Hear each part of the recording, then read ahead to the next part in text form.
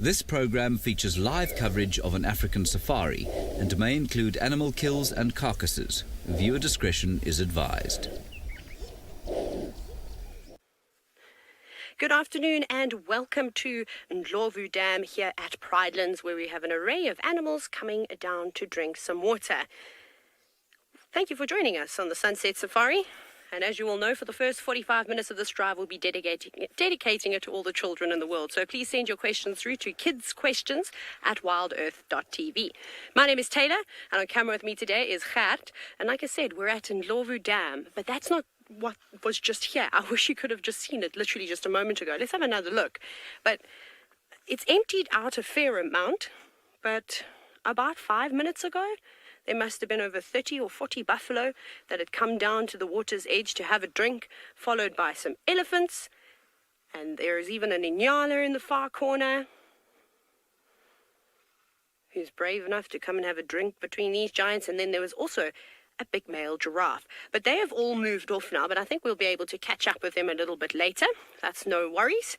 And it is such a hot afternoon, so I think that the dams on Pridelands and possibly at Ngala and at Djuma too, all being in a similar area, will be the best thing to check to find all the animals. But you can see these are two bulls, these are two boys, and they are having a bit of a mud bath at the moment. They're just having the best time ever. That one's not very happy with the Inyala. The Inyala's sort of walking straight in the direction of an elephant, and you wouldn't think that a big old mighty elephant would be nervous of a little Inyala, but it is. He's sort of just saying, hey, you back off. I was here first. Elephants become very protective over their water sources. Yes, Jenny, it is indeed a pool party, and how I wish I could be in the water with them, or even just rolling around in the mud. Inyala's being very brave. Not really listening to the elephant signs that are saying, keep away. And that tree that it's walking towards is probably where those elephants are going to go next. You can see how they've had a nice scratch on that after a mud bath. Well, it was a young male in Inyala. I don't know where the rest of the herd is. Maybe he is old enough now that he's sort of been pushed out and he's just roaming around by himself. It's quite risky, with all the leopards that like to visit this camp as well. And in the distance you might be able to hear some voices. Some students have arrived back at camp, which is very exciting, going to do their assessments and then see if this elephant is going to chase that buffalo away. He might. The buffalo is just minding his own business and having a scratch. Let's see if he's going to be a busy, bossy boy. No, seems to be ignoring him. Right, we're going to head to the other side of the dam to see if we can catch up with the buffalo. Trishala's out on drive. Let's go see where she's going to go.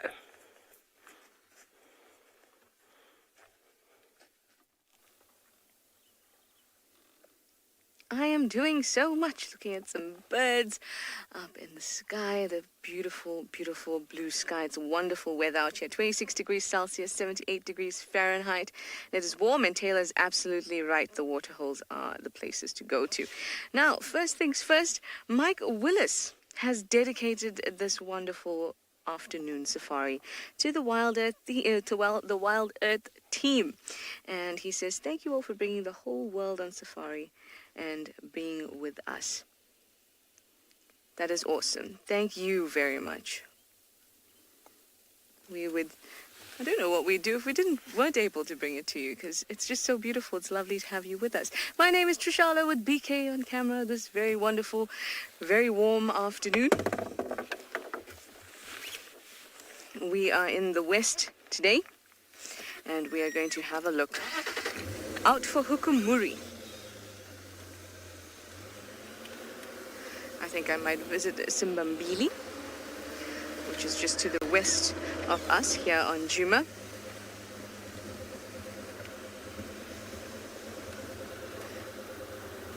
Let's see if Hukumuri is hanging out around there. And like Taylor said, Pan's are a good place And there's a pan nearby there that I'd like to visit just in case he's hanging about there. Or at the very least, he must have at some point in the day, now or maybe later, which means that there'll be some tracks that we can follow.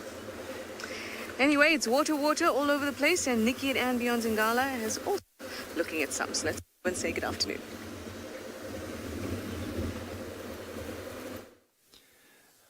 Big welcome to all the kids from all over the world that's currently watching the show. So we just found some hippos in this big, beautiful waterhole right in front of us. So your guide today, it's me, Nikki, here at Beyond Zingala, and with me on the camera is Owen. So we just wanted to point out, so this hippo, there's actually two of them that are very playful. So they started, when we first saw them, they were out of the water, and then they came into the water, and we might just see their heads popping out of the water soon. Oh, there's one coming out now. Now, if they do disappear under the water, we're going to give it a bit of time. Oh, there's another one that just popped up. The thing about hippos is they need to breathe, of course, out of the water. So they'll walk on the surface of this big waterhole, and as soon as they're ready to breathe, they'll jump up, quickly breathe, and then, of course, just scan the area to see if there's anything around. Sometimes if they do go down like this, they might be down for another couple of minutes, even up to as much as 6 minutes at a time. So it looks like there might be another one joining. So earlier on we only saw two, but I can see some bubbles coming up here, and it might be another one. There we go.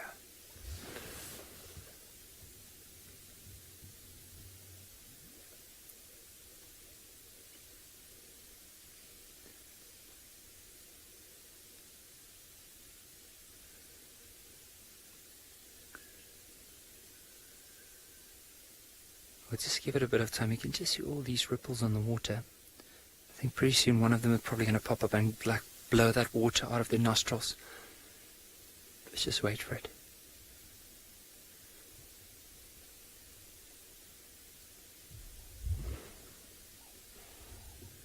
There's one. Another one coming out.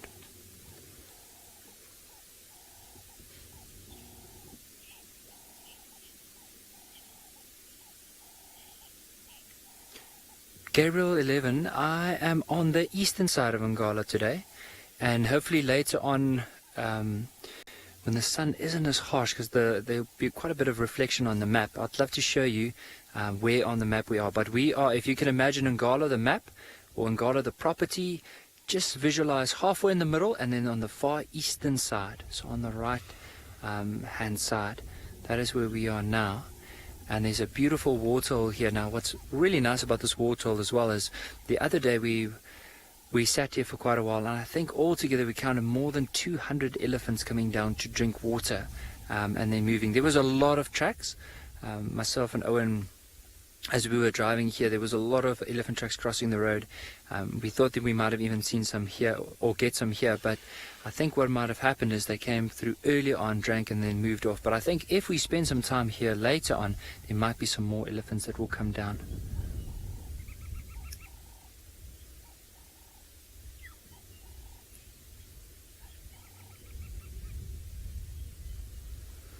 So, of course, you'll notice that most of the range are all going to the waterholes, because when it's nice and warm, especially this time of the year, the animals tend to go down to water to drink. We're going to probably start carrying on from here, but while we do that, we're going to send you back to Damon at Beyond Pinda, who's also at a waterhole. Let's see if there's anything there.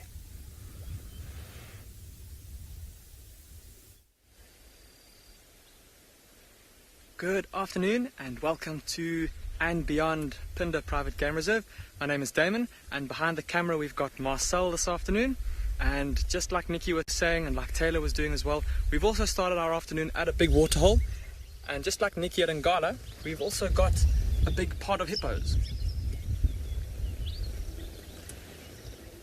Now, when we arrived, they were all lying on that bank on the other side there. But after sitting here for a few minutes, we noticed the dominant male stand up and walk into the water. And shortly afterwards, there was a massive eruption of fighting and splashing.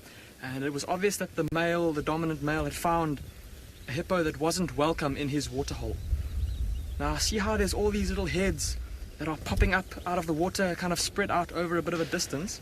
These are all members of this part of hippos that lives in this waterhole, and they all kind of are dominated over by this dominant bull. But every now and then, because water is in short supply, especially at this time of the year when we're heading into the dry season, you get hippos that come from other areas that are desperate to find a waterhole of their own. And so I think there may have been maybe a young bull that tried to seek refuge here in the water, and the big male, the ruler of this pool, decided that he wasn't having any of it. Look at that. That one hippo just kind of chomping on the surface of the water there. Look at how still and lazy they look. I'd be the same if I could sit in the water the entire day.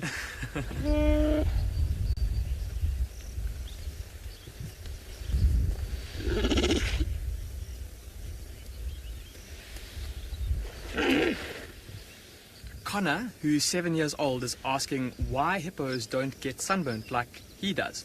Connor, it's because these hippos spend a lot of time in the water like they're doing now, where they can keep cool and keep sheltered from the sun. They've also got very dark skin that helps to prevent them getting sunburnt. And then on top of that, Connor, they can even produce a kind of acid on their bodies that is thought to help them help to prevent them getting sunburnt. It also helps to keep their skin clean and free of bacteria. And I don't know if you've ever seen on a hippo, Connor, there's often bits of pink and orange on the cheeks of the hippo, on the insides of the legs or around the eyes, and that is that special substance that they secrete.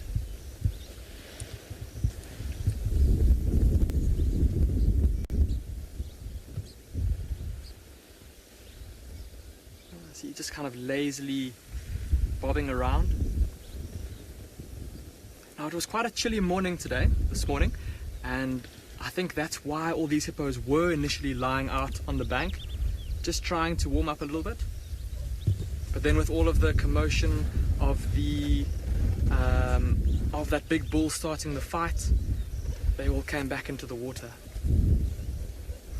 Plenty of activity going on, lots of birds flying around. You might now catch a glimpse of a white-breasted cormorant flying through the screen, and he's now banking and going back. Just a bit too far. Just a bit too far for us to film, unfortunately.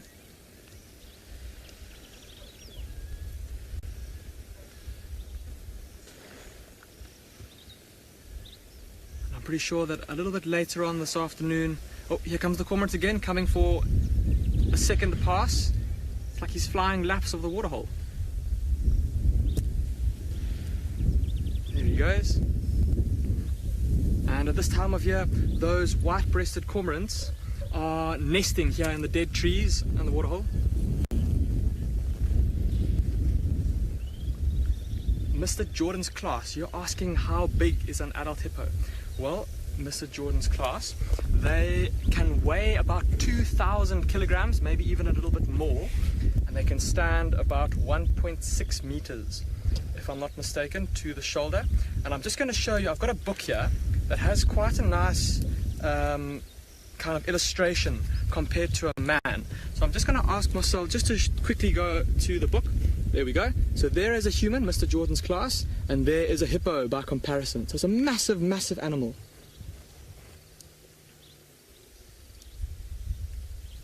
Yeah, so they can be about 4 meters long, which, if I'm not mistaken, is about 12 feet in length. And then a big male, like I said, 2,000 kilograms, so about 4,500 pounds, maybe even a little bit more.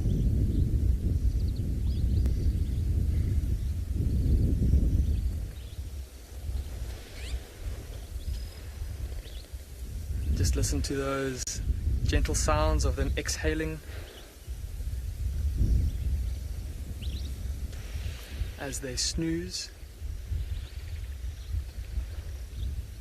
And quite similar to the sounds that a whale's blowhole or a dolphin's blowhole makes when they exhale.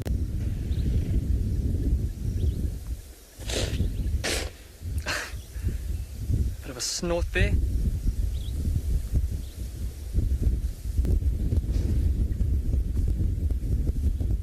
Don't you just love that steam coming through their nostrils? Okay, we're going to leave this waterhole now, everyone, and we're going to head up into a new area of the reserve that we haven't shown you just yet. But in the meantime, while we head up there, we're going to send you across to Trish, who's got some birds.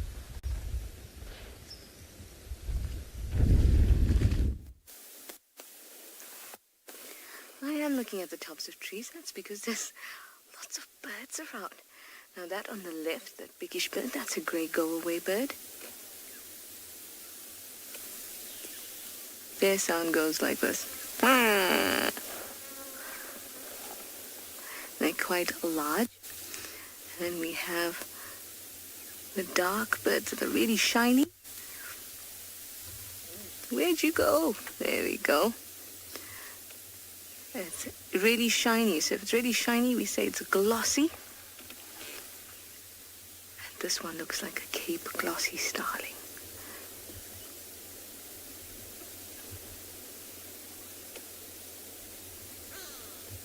Actually, oh, did you just throw up something? It's actually not a Cape glossy starling. It looks like a greater blue-eared glossy starling. Now, both of those birds look very similar, but in the light you could see the bluish ear or a sort of dark patch around the eyes. You'll see it again just as it turns its head.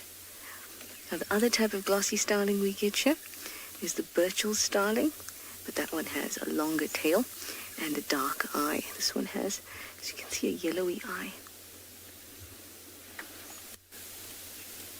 So lots of birds around. There were red-faced mouse birds there too, but they all flew off just as soon as they knew that you could see them.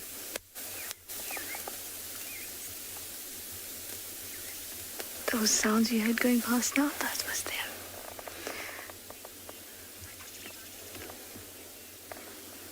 Sheila, you say you like the sound of go-away birds. Well, Sheila, for you, here is a nice collection of go-away birds on this guari bush.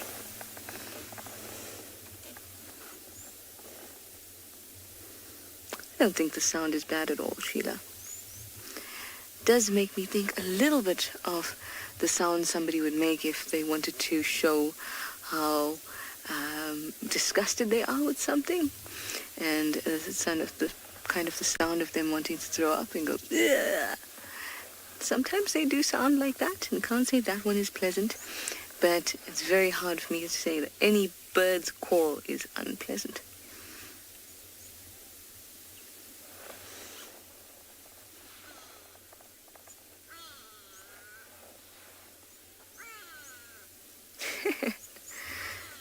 Here's a grey go-away bird trying to have a drink. It's down at the water's edge. Yes, you enjoy that drink. Very much. Yes, very nice. Well, let me send you over to some other animals that really enjoy a good drink. That's some buffalo woodtailor.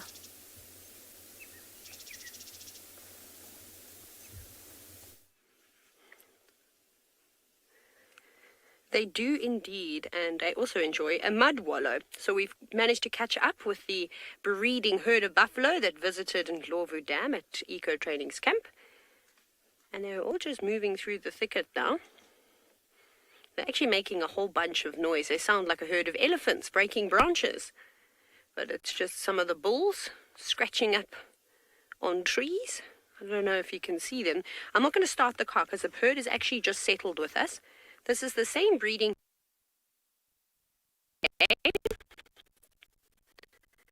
Maybe you remember in the afternoon on the previous sunset safari, but they were very, very nervous, but rightfully so because they were being chased around by a male leopard. So they haven't moved too far. They've just literally moving from dam to dam at the moment, and there's some fantastic grazing in between. So they love these sort of wooded areas. There is still some green grass available, tucked underneath all the trees. They've got nice thick skin, so they're not afraid to stick their heads into the thorn bushes to use those long tongues that you can see this one is also using to clean its nose. Multi-purpose tongue. But they'll stick their heads right on in and grab hold of the nice long grass. That's another old bull in there. I think he's really, really big, this buffalo that we're looking at. But he's not very, very old.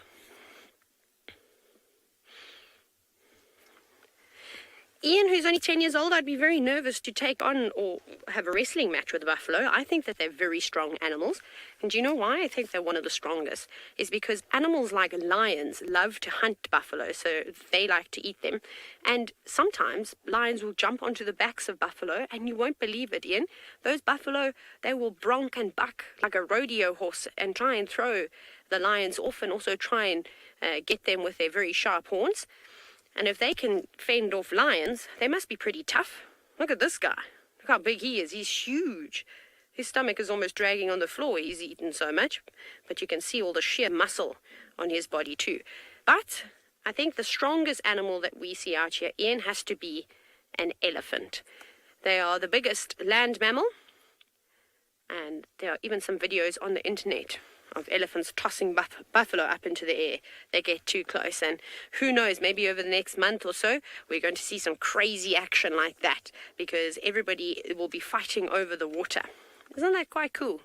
How this buffalo cow is, if only she would stand on her tippy toes so we could see her face properly, but she's framed so nicely between the logs. I don't think you can hear it, but she's sort of going turning and staring at us. So she's just making sure that we don't try anything sneaky. But this is amazing. It's so nice to see big herds of buffalo again. And this is a relatively small herd. They can get 5 or 6 times this amount. But I think we'll stick around and see what other interesting things we can find amongst this buffalo herd. Off we go to Steve, who's looking at a herd of impala.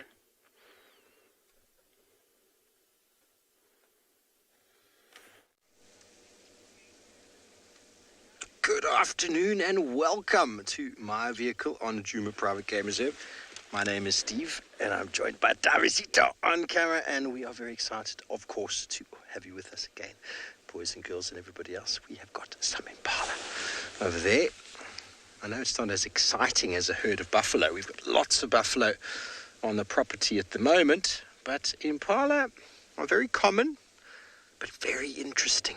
Their behavior, all the things that they get up to, very, very interesting behavior indeed. And they like to hang out in these groups, as you can see, because some of them are always watching. Safety in numbers, that's what the buffalo do as well. Safety in numbers against lions, but impala are very small, and everything catches an impala, even large eagles and large snakes. So impala are really the go-to when it comes to the prey animal out here in the savannah, and they've evolved to be a very important buffer species. They breed very quickly, very successfully. Their strategies of hiding their babies, and then their behavior of hanging out in these large groups, with the ability to change their diet from one of just grass in the wet season to one of leaves in the dry season. So very good adaptation. And like that, they vanish. And you flick of an ear, you can see them again. They are really quite camouflaged if you think about it. Yes, indeed, everyone's saying how well camouflaged they are. And you wouldn't think it when you saw the impalas out in the open. Those 3 different color variations on the body work perfectly in the sunshine to blend them in.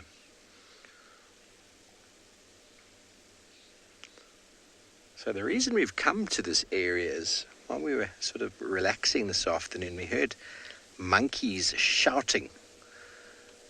Very loud shout that a monkey does, and it normally means that they've seen a leopard. So we've come into this area to see if we can find any tracks of such a leopard, and so far we've had no luck. We've checked one water point. I'm going to go check another one, because this time of day, nice to drink, and there's a good possibility we might find some drinking Okay, well, Nikki at Anbiana Gala has got something that loves to drink as well. Drinks a lot more than impalas.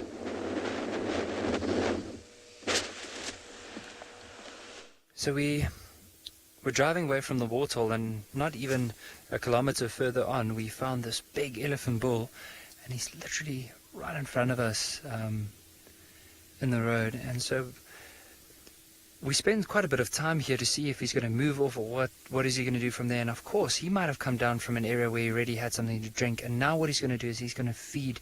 And you'll notice there's quite a few trees where he's pushed his head in, so he's just trying to grab maybe some of the fresh leaves there. Might be some green grass still from earlier on that he's trying to get to, because most of the grass here, because it's winter, it's really dry. So it might be because it's a bit of a dense area, there might be more water there, and because of that, much more lusher and greener vegetation.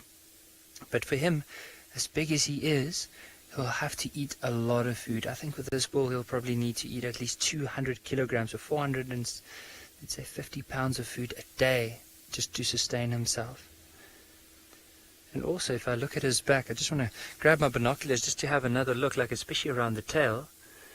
It does look like this elephant has two different colors, so more of a gray color from his leg all the way up to his tail, and then on the top it looks like a browner, lighter color. So it tells me that he might have even been at the water early on and flicked some mud onto his back. It is a pretty warm day, and all of that just helps to protect him against the sun. So it's like when we put on sunscreen, that's pretty much the elephant sunscreen.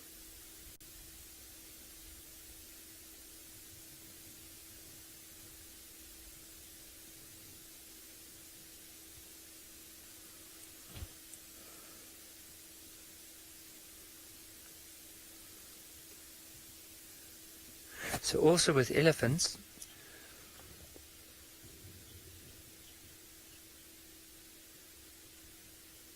Mr. Jordan's class, with the elephant trunk, it all depends of course on the age of the elephant, but an elephant like, or this one that we've seen here, once the trunk is fully extended, it will probably be close to 2 meters. Because you can, or I'm hoping that this elephant will turn so we can actually see the trunk, but you'll see the trunk looks like it's very wrinkled. And often if they sleep, they'll just extend the trunk completely, and then you can actually see that it goes all the way down, and actually leaving a little bit of the part on the road as well. See, he's turning for us, but we won't be able to see that very clearly. I'm just hoping we do. Now, early on, I also thought that he might have been sleeping, because often with elephants, they do sleep for little bits at a time, and they could be standing up. Sometimes they'll lie down, but with most of the elephants that I've seen, they tend to sleep while standing up. And how we know that is because they'll stop moving, the tail won't even move, their head will just be facing in a particular direction, the ears won't move, and then after a while you'll just see him moving his head and he move on, and that's probably because he had a good sleep before he carried on, either feeding or maybe eventually moving off. But you can see the way that he's moving his tail. He is very, very relaxed. And also I tried to see earlier on if he was possibly in must. So must is when they have quite a bit of height in their testosterone, so they become a bit more aggressive, and it just doesn't look like he's in must at all. So I think he's just a bull that's just enjoying some of that fresh green leaves on the side there.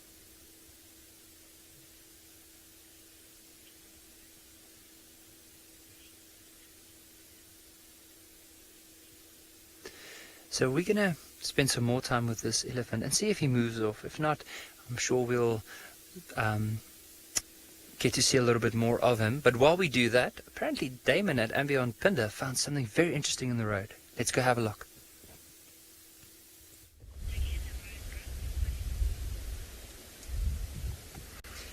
Welcome back to Ambient Pinder, everyone.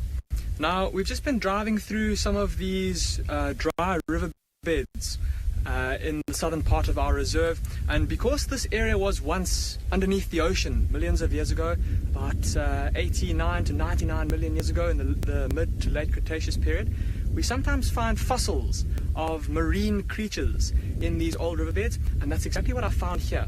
Now, this is just a fragment of an ammonite, and if you've never heard of an ammonite before, it's basically a prehistoric cephalopod, so like a squid or an octopus. but it obviously had a shell. It was a bit like a snail shell. So from here it would have had a big round shell like this with a spiral in the middle of it. And out the end here would have been some little tentacles, and it would have kind of squirted around and darted around the ocean millions of years ago. So have a close look there. There's one of those little spirals I was talking about. And what's special about this fossil in particular is that typically when fossils form, any cavities inside them get filled with some kind of rock. And sometimes if there's a cavity that's there for a while, minerals seep into the cavities and you get crystals forming inside the fossil. And that's exactly what that is there. These beautiful crystals that are formed inside of this fossil from millions of years of minerals seeping into it. So pretty strange to think that now we're driving around in a game reserve with like down to 99 million years ago, we would have been at the bottom of the ocean. So I think what we're going to do is we're going to leave this fossil where we found it, and we're going to carry on heading in a northward direction. Like I say, we're going to a new area that we haven't taken you to just yet, and we're looking forward to showing you some new places, some new plants.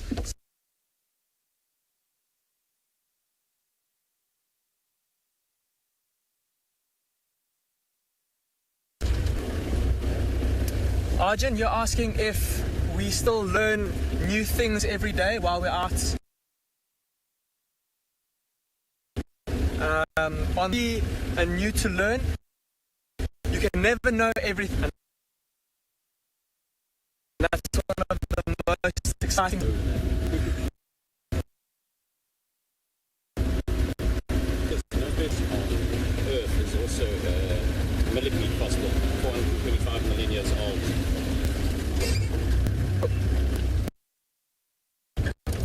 So, sorry about losing signal a little bit.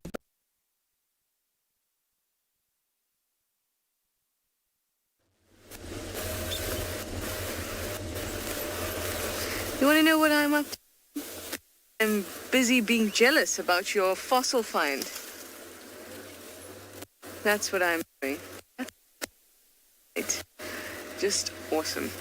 I quite like them very much. I'll bring two. Well, I didn't manage to find them. It's just amazing if you get to find them, but I do have two. But I will show you what I found the other day. Don't laugh.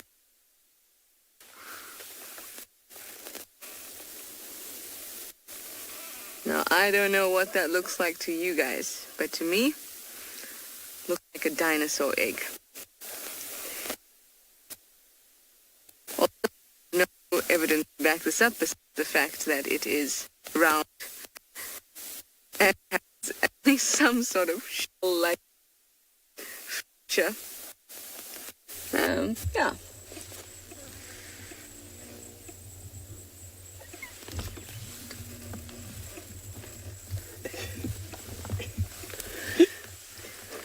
I'm a poor man's Damon. Thank you. You all agree with me. It's a dinosaur egg. Thank you. I had enough faith to keep it in the car for 3 days now.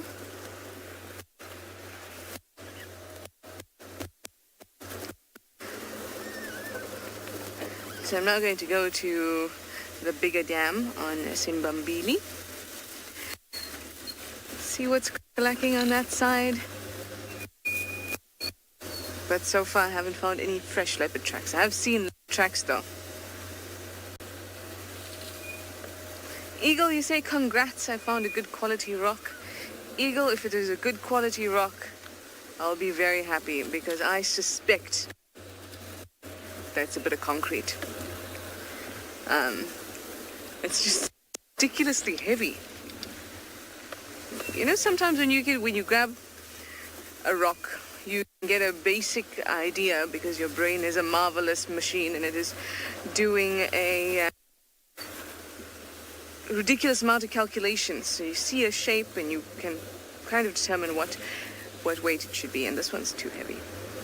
Anyway, I'm going to send you over to Dylan at Tswalu. I'm sure he must have found some curious items while out and about too.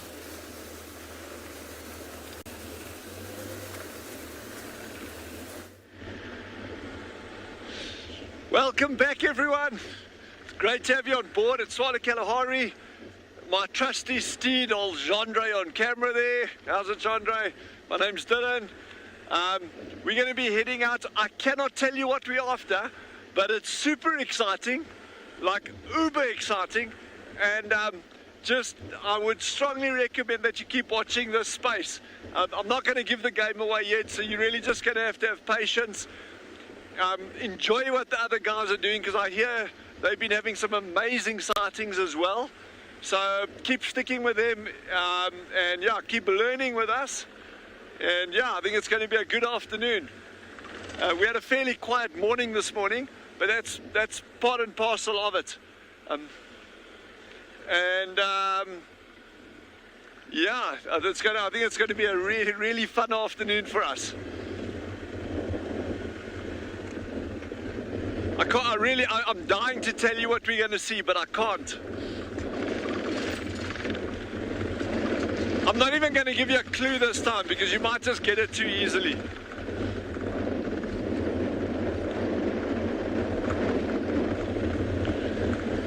Okay, Steve's looking for a leopard, so that's also awesome. I think head over there, and then we're going to carry on.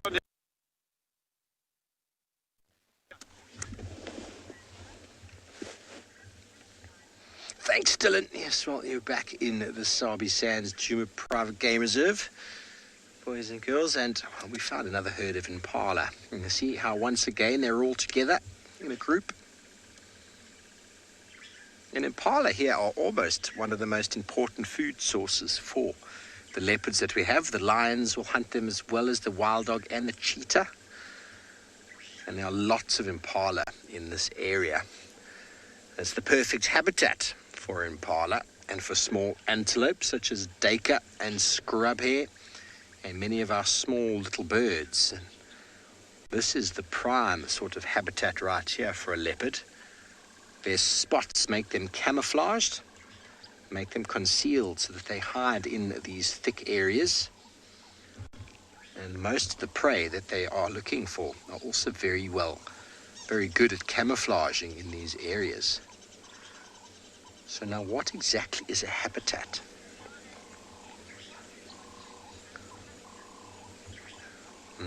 Hello, Brianna, age 10. You want to know what kind of habitats leopards need? Well, leopards are, for the most part, a thick, dense vegetation area habitat preferable. That's what they like. And mainly that's because that's where a lot of their food is occurring. The small antelope species. You saw those buffalo with tailor. Those are generally more open plains areas. Zebra as well as wildebeest. A little bit too big for the most part for a leopard. So the more dense vegetation, forested areas are ideal for leopard. Thick bush. Now, what is a habitat, first of all? That we need to understand. Now, habitat is the place where an animal eats, sleeps. What are they looking at? They're looking very alert. These are the signs we're looking for when an impala behaves like that. They haven't shouted though, which means that they're not that concerned, but something's got their attention. So habitats is where animals eat, sleep, and have their babies. Now leopards, of course, will go out of these areas, but if a leopard ever has cubs, they will come back into this thick area to have it. So do lions. Lions also spend a lot of their time out in open areas, depending on what part of the savannah they're in.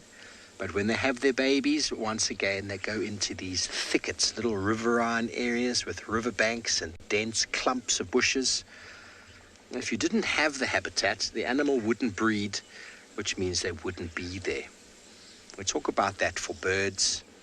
Many birds require tree nests, so holes in trees to survive or to breed. You won't find them living anywhere that doesn't have that availability. So those are all requirements. And obviously, animals need water. So some animals are more adapted to water conservation than others. What's going on, impalas? Ooh. That Franklin is shouting. Sorry. The Franklin has just made the exact noise I'm looking for. This grr, grr, grr, grr. Now, this morning we had a male leopard around the corner here that we couldn't actually get on camera because he's a very shy boy. Oh, right on that tree there, Darby. There's something going on right there on that bush. What's going on with those birds? Those Franklin, those might be a snake or an owl. Crested barbets are not happy.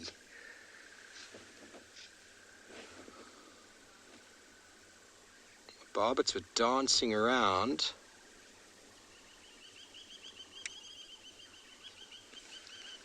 Bearded woodpeckers shouting off. You can hear the barbets making that.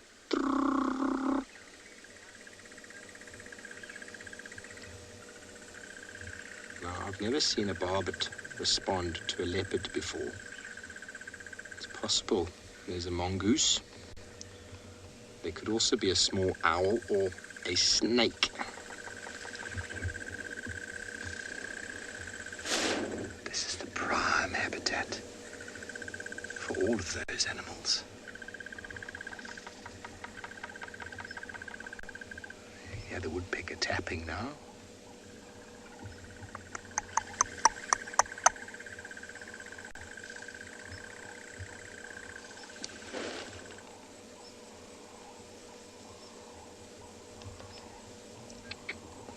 Okay, well, the birds have stopped now, which makes me feel like it was either a snake or a mongoose.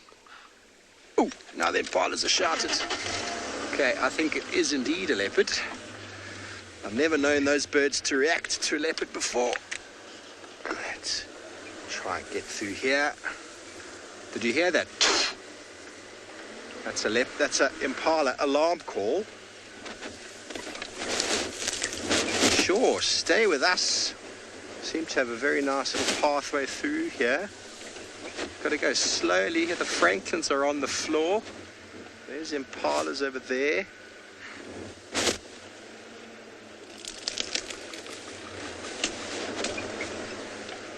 Now,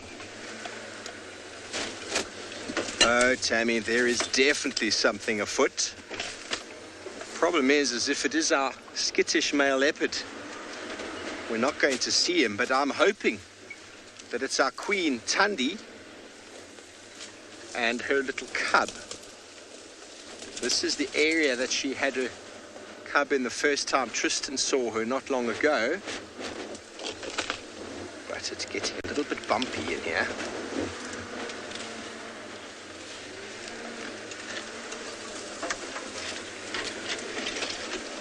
Go over this log in front of me here, nice and gently, not so gently, straight over we go.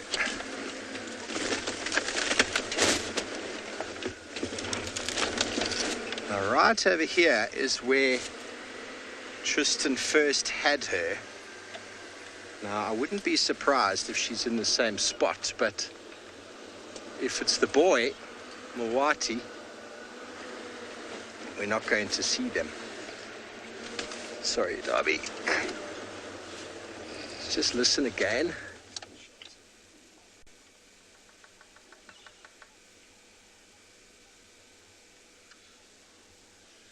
Impalas are still shouting behind me. They're looking this way.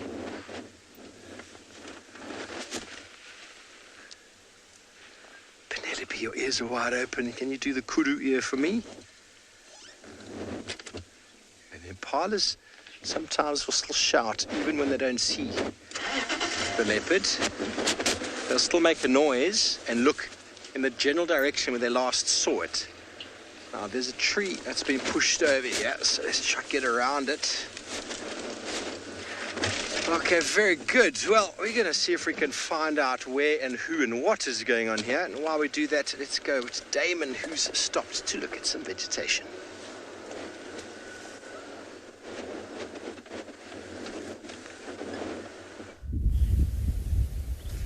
Welcome back to And Beyond Phinda. Now, we've entered a new part of the reserve, like I said, an area that we haven't brought you to just yet. And I'd like to show you on the map where we are. So, this is where we've been kind of exploring with you for the last couple of days, the far south of the reserve. We're now way up here in this light green belt over here.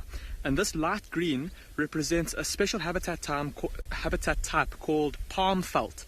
And it's characterized by that tree over there, which is called a lala palm. And the name lala coming from the Zulu word which means to lie down, which comes from a kind of wine that people that live in this area of South Africa, in Mapuche land, people drink it. They tap into the heart of the palm, and then out of that hole comes this liquid that is apparently quite pleasant tasting, and if drank in too large a quantity can make you apparently quite drunk, hence the need to lie down afterwards, or to lala. And it's a very special plant though, because it's found, this is one of the main areas where it's found, but it's also the only tree that a very special bird nests in. And I would like to show you a picture of the bird. It's this one over here. It's called a lemon-breasted canary. And have a look at that photograph over there. That's its nest. And see how the nest is kind of between two palm fronds. So this little lemon-breasted canary only nests in these lala palm trees. And although there's none growing now, they produce a little nut that, if you were to take away the fruity covering, which is apparently quite pleasant tasting, and elephants and baboons and lots of different kinds of animals like to eat it, but it leaves like an ivory, it's basically plant ivory that you can carve things out of. So, very useful tree. And because of all of its uses, it's also a tree that gets pretty heavily utilized by the local people, so for the wine, but then also those leaves. Also, those leaves can be used to weave into baskets and be used to make roofs in rural parts of Africa. Now, the first 45 minutes of drive is up, so we're now open to all questions, so please send them through. Yeah, fascinating little plant that is native to this area, and I'm sure we'll see a lot more of them the further north we go. But while we keep on heading northwards to see what else we can find for you, we're going to send you across to Nikki at And Beyond Ngala to see what he has for you.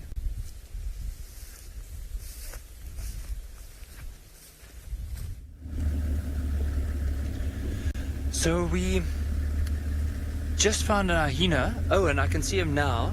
This hyena is moving in the road. So this is the area where we saw the Makoti male this morning. So seeing a hyena moving in that direction is a good sign that maybe that leopard has made a kill.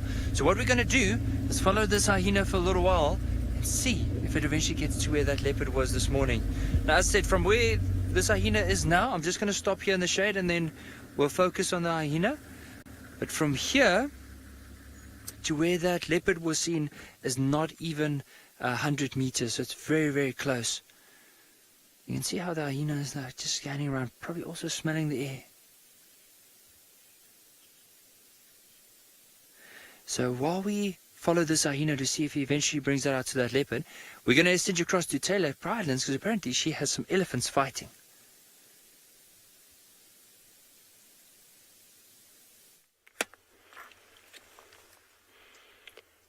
We do have two young bulls sparring currently. It seems as though our dear friend, the collared bull, has just popped out on the left-hand side, and he's much larger than the two that have been shoving one another around. And I reckon he'll sort them both out. So just for the record, Elephants Alive have suggested that this elephant is a fella by the name of Kumo. So that's quite cool. Pretty much see him every single game. Today he was all the way in the east. Oh, this elephant is shaking his head at us. Boy, yeah, you've been a big show-off this afternoon. Very big and scary. I'm not particularly worried about this youngster. He's really asserted his dominance over us. They are very naughty at this stage, as I'm sure you've seen over the lives.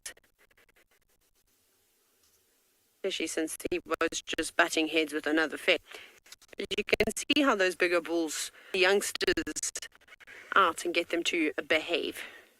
All he had to do, or could do, was push that one fellow just one time, show him how much stronger he is. But there is another bull just to our right.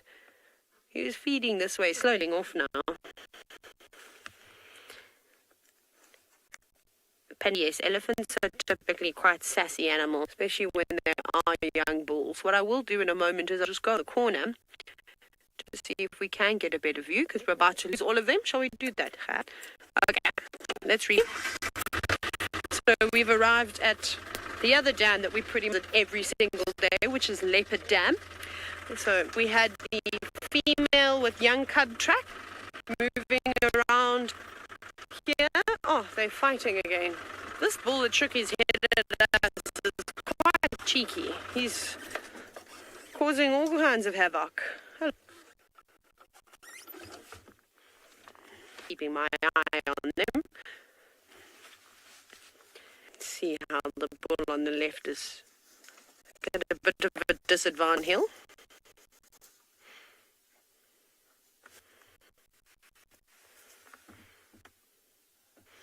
And now, of course, they've stopped. I was hoping you sounds of them clashing their tusks together. It's fairly close.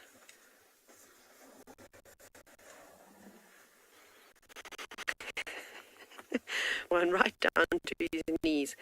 And I think Kumo is coming once more. He's not. It's another young bull. But again, this is not a serious fight. This is just two young boys trying to figure out who's stronger. The one on the right is smaller. Well, he's not as tall as the Ellie on the left. And this is normal. It's important for them to see this. Developing muscle and trying to figure out the hierarchy system. Hello. Sorry, I'm just going to, because at the moment they're not really worried. Hi. Can you guys not push one another into the car? So what happens here, and it happens all the time, is that they're sated on one another, that they don't really realize where they're pushing each other. Sitting there nicely. So all I do there is, and then which again, now we've got Ellis fighting at 3 angles. Oh yes, and of course they're going to fight underneath the marula tree.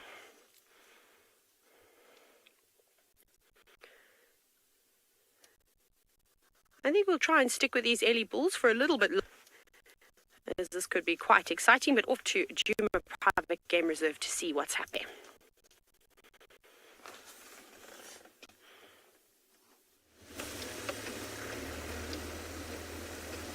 Not much is happening this side. I am on my way out of Simbambili. It's been really quiet. And in my dead marula here, I don't have something as exciting as Taylor did. But still, it is a dove.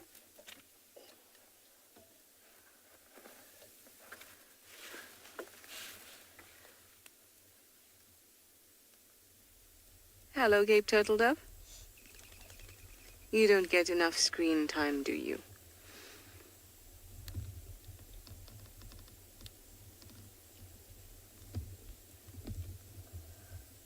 I think anything against the blue sky looks stunning.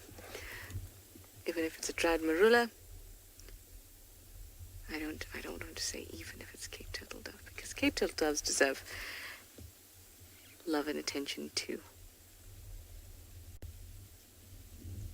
Cleaning all the feathers. Yes, take care of yourself.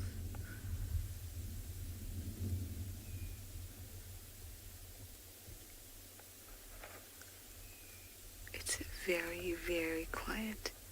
Just have a listen.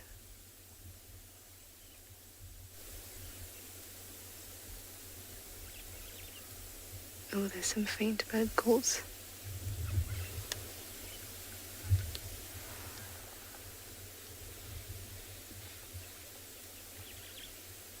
It's very calm, very calm out here. I have only seen birds so far. Today, oh no, I did see one hippo.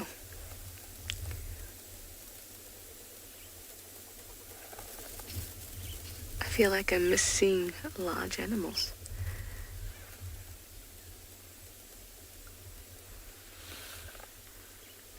There are drongos and starlings just in the sky galore in front of us.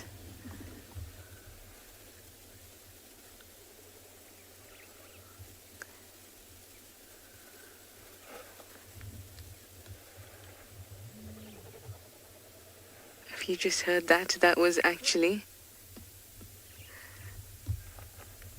the sound of them. Oh no, there must be a lot of insects in the air that are really, really small.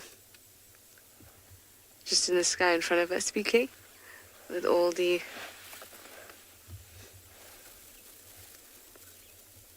starlings all over the place. Samantha, you say it's an aggressive preening. It certainly is an aggressive preening, but you want to make sure that all your flight gear is good and ready to go and well maintained.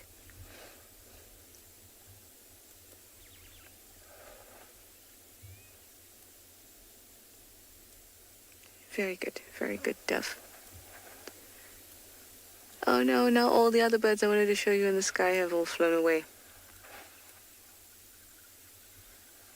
It's just like drongos and starlings descended upon the skies looking for insects.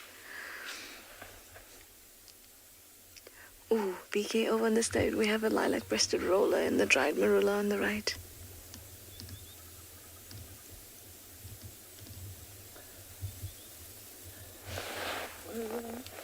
On the right, on another marula across the road.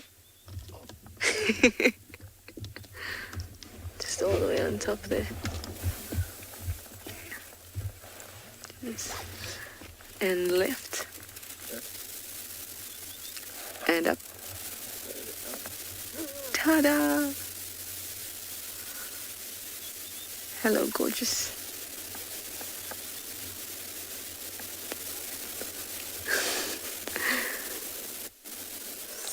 So pretty.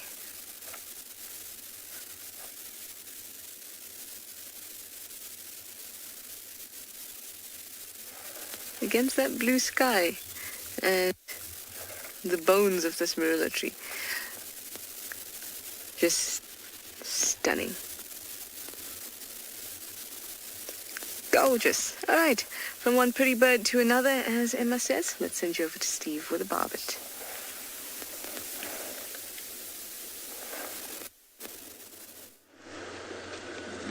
We were looking at a barbet, Trish. We had it beautifully on camera. We're still working this area. Hello, everybody. Welcome back. My name is Steve, and I'm with Davisito on camera. Now, we've just come back to our jittery, jumpy alarm calling Impala. And we're going to ask them, ladies and young sirs, where is the leopard that you were shouting about, or have you forgotten already? You know, everyone, because these animals are hunted by absolutely everybody. By everybody, then basically, when they see something move through the long grass, such as a warthog or even a duiker sometimes, they freak out and they go, they start shouting. Something definitely alarmed called the Franklins, which got the barbets going, and that was enough to get the Impala to the edge of their seat. And see, they're still alert. Oh, Darby, we've got some dust bathing in front of us, yeah? Now, there is some very relaxed Franklins. Ooh, hello. Come on, show us again. Dust bath.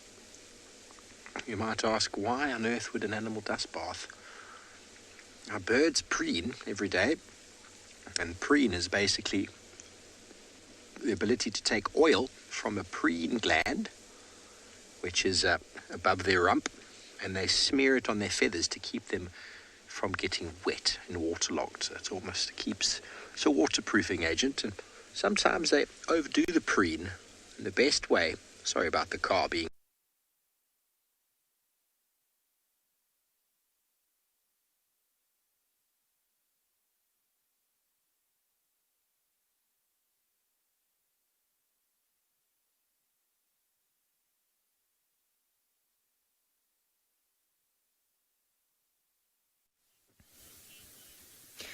So just to let everyone know, we saw that hyena moving, and then eventually from there on it started heading into the river. Unfortunately, we couldn't follow from where it went, and we couldn't see the leopard. So there's a particular area here in the central part of the reserve, and there's a big nyala tree. So we're just trying to see if there's any signs of that leopard up in the tree. I said to Owen, what I might just do eventually is just go down on a little walk and see if there's any tracks or possibly signs of this young male.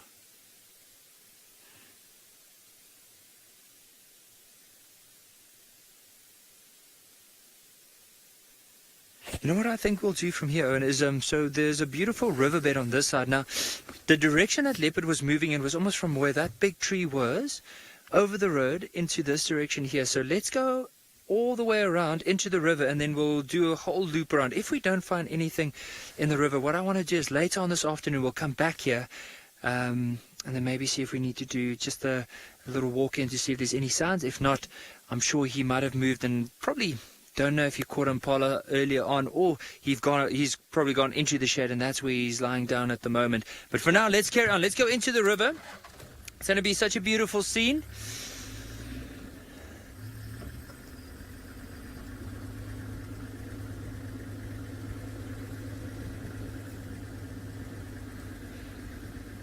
Avani, so hyenas sometimes, if they give those, it sounds like giggles. It's often excitement.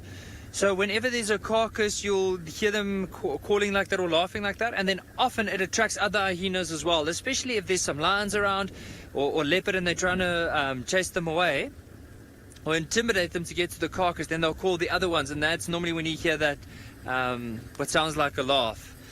But I have heard it quite a few times, and it's pretty special. It's not always what you hear. Sometimes you just hear like a loud, like whoop. But it would be amazing if we do find this leopard. Imagine if we do, and there's a carcass with some hyena. I don't want to jinx myself, but I mean, those are always options out in the bush. Even, you just never know. Maybe there's a chance of lions. Also the same. So when we do drive and we do get to more open areas, this is where, of course, we'll start looking out for potentially wild dogs or cheetah.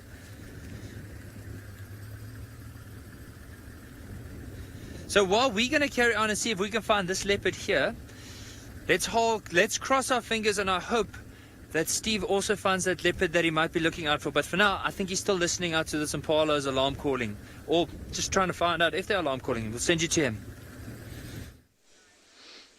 Thanks, Nikki. We're going to stay with these ladies and young gentlemen. I wanted to talk to you about, just on the left there, Darby. Let's see if there's the gentleman. Those two. Are they going to do it again? They've been doing some wonderful allo grooming, these two ladies. Now, what allo grooming is, essentially, is see how she's grooming herself now. Now, there are bits and pieces of an animal's body that they can't reach. And impalas are very good at doing it. They will come up to a friend, a colleague, a sister, and she's going to ignore her completely. And they will rub or scratch them on their face or the neck area exactly where they want to be groomed themselves. And then it gets reciprocated. It's a very interesting thing to see, and it's a sign that the rutting season is officially over when you start seeing male impala doing it, because they are so testosteronally built up and on edge the whole time that you... Oh, there's two boys doing it there. There's two boys in the middle. Where are they now? Oh, I can't see them now. There were two boys. Let's see if I can find them. Here we go, right in the middle, over this bush here. You see the two boys there? There we go, those two boys there. They were doing it. Now, these young boys, these are only yearlings. You can't really look at them and think, okay, hello, grooming. There's no testosterone in them at the moment. But the boys, when the mature adults at the moment, they are so tightly strung that they go near each other. They just want to fight. So they've always got this gap, separation between them. You won't find them as herded together as you do with this herd of impala, with the one male standing guard and all the females with last year's offspring. So allo grooming is a very good thing. It's a good way of removing ticks and parasites from the head and neck region. That obviously is very difficult to do yourself. Nigh impossible, in fact. And so it's one of those strategies that you do to me and I'll do it to you. Well, Mr. Maloney, I don't know what they eat. There we go. They are browsers. That is a buffalo thorn tree with incredibly sharp, pointy and hooked thorns. So impala are a mixed feeder.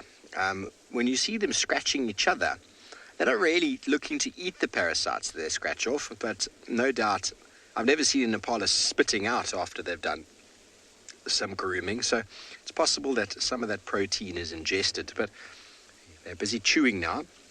That is ruminating. They've got a belly full of leaves and grasses and forbs and whatever it is that they've selected to as a diet, and then they go and find a nice shady spot like you see now.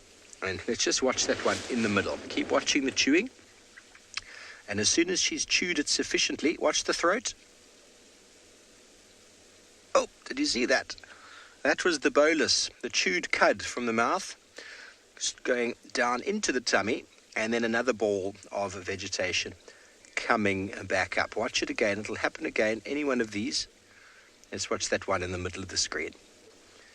So it's masticating, adding saliva, chopping up the particles into much smaller particles. The more chopped up it is, the larger the surface area there is for bacteria and microbial breakdown in the tummy. There we go. Watch the throat again. And there we go. Back again. So everybody, they're just basically regurgitating into one's mouth. And that is what a rumination is essentially. The leaf particles that are whole and solid sits on top of the stomach, and the smaller particles filter to the bottom. If you've ever made tea with large leaves or chopped leaves, the chopped leaves fall to the bottom of the cup and the large leaves sort of float on the top. Does it make sense? And so once those leaf particles are chopped up to very small particles and covered in saliva, the saliva is full of microorganisms, and they are protein-based, and they help the breakdown of those plant parts. And then in the second stomach, all of those plant parts are basically absorbed, or the nutrients, and the bacteria and microorganisms are reabsorbed as well. So that protein is basically re-established in the body or reutilized. All that they need to do is drink water to assist in supplementing the saliva once more. There we go. Even the boy's chewing now. You see how much bigger he is to the girls.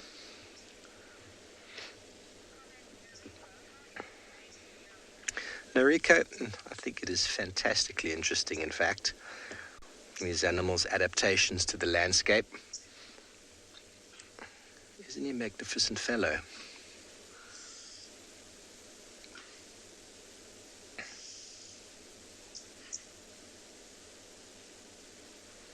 I think she's won the lottery with all these ladies, but I don't know if he was able to mate with any of them, but he's hanging around and all of them are impregnated. But anyway, and Beyond Pinda seems to have had some success this afternoon, so let's send you over there.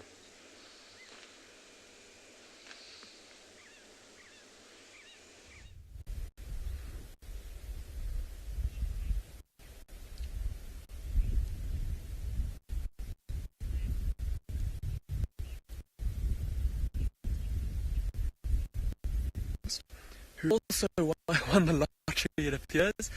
They've managed to kill a giraffe, and the carcass is a little bit behind us, so we'll go and have a look at it a bit later if these lions do go to it and start to feed. But for now, their bellies are full. They've obviously feasted on the giraffe kill. Oh.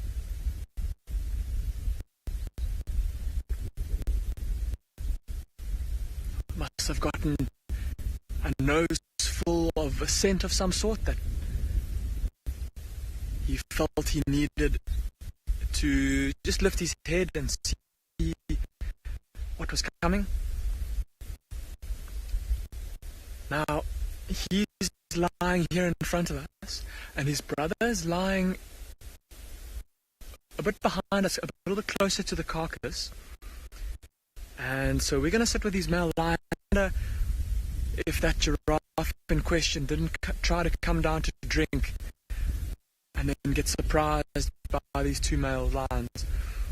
Often when a giraffe drinks, when they put their heads down towards the water, they're quite vulnerable, with their neck being low, their head being low to the ground.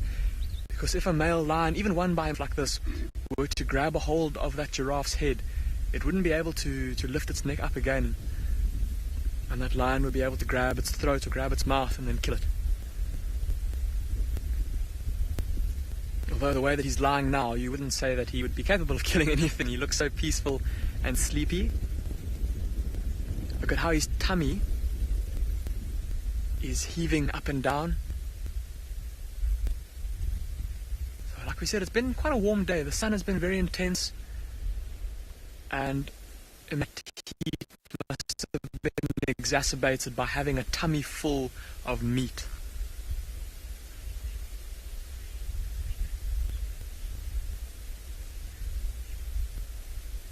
So like I said, we're going to stick with these male lions for a bit, and I'm pretty sure once it gets cooler, they might get up and go and feed again. But while we wait, we'll send you across to Taylor, who's got some elephants for you.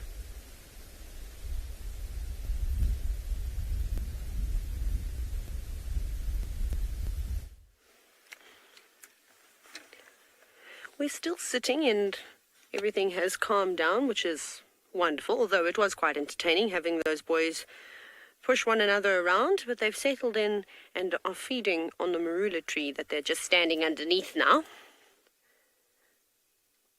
They were stretching up, but we'll see if they do stretch up again and reach for some of the higher branches. You can even hear them crunching on all the woody pieces they're picking up.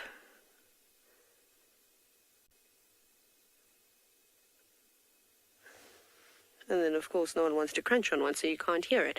But it always just amazes me how the scene goes from, high energy then to very calm in just a few seconds. I think they've grown tired of the playfulness. But ears are flapping and tails are swatting all those biting insects around. There are lots of them today. It's nice and hot, like I said earlier. Now, if they would just go into the water and have a swim and cover themselves a mouth, off you go to Tswalu. It seems as though they've got something unbelievable, and I can't believe what they've just found.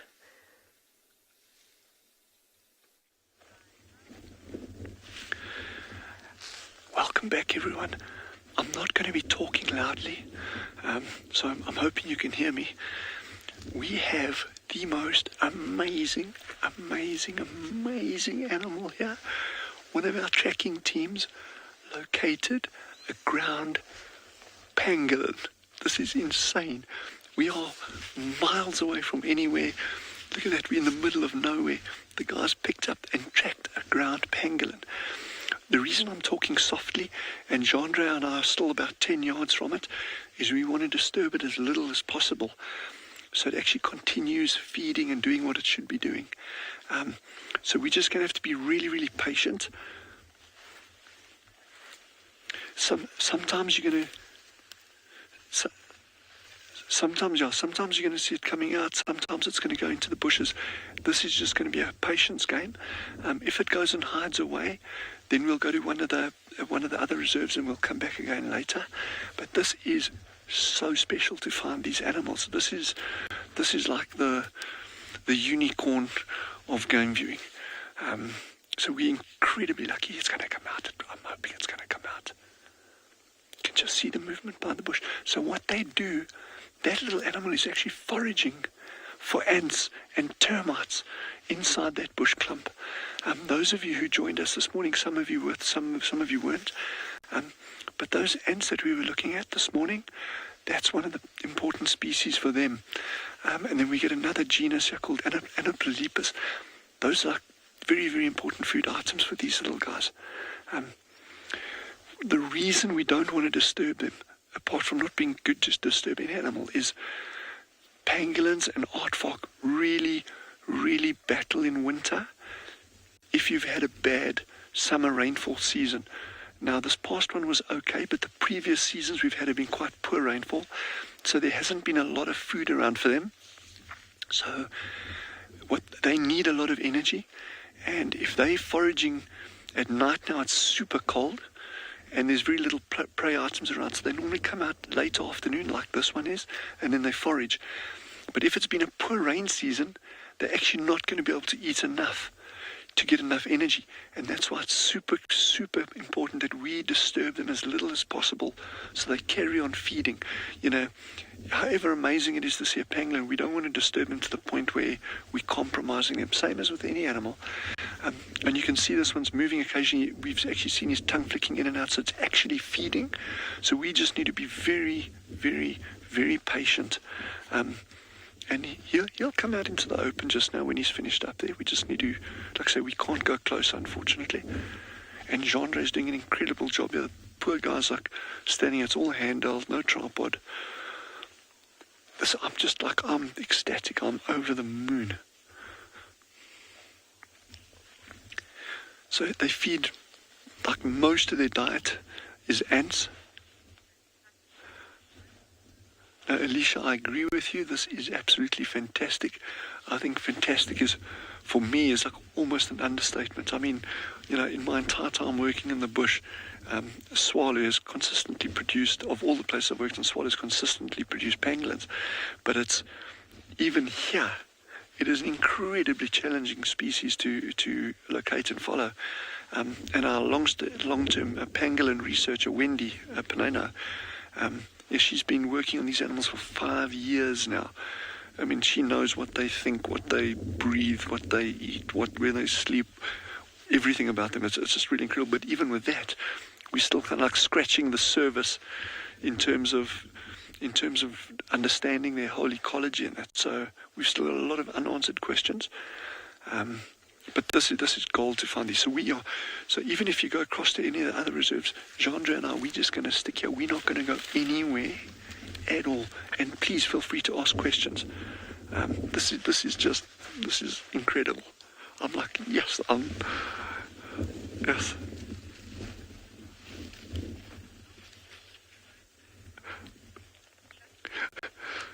Rosemary, I love meeting someone with the same kind of humor as me. And some of my friends will cringe when I say that, but I often say that to people is pangolins look like artichokes. But I do agree with you. And yes, they're just incredible. And I love the way that sun's catching the scales there. And what's really encouraging for Jeandre and myself to see this is that it's moving around, it's feeding. The moment they're stressed or they're worried, they just roll up into this very tight ball. And that's obviously their protection, and they don't move at all, and they can sit like that for hours and hours and hours. So the fact that this one's like moving from point to point to point inside this thicket, and these little bushes that he's feeding under are called grey camel thorns.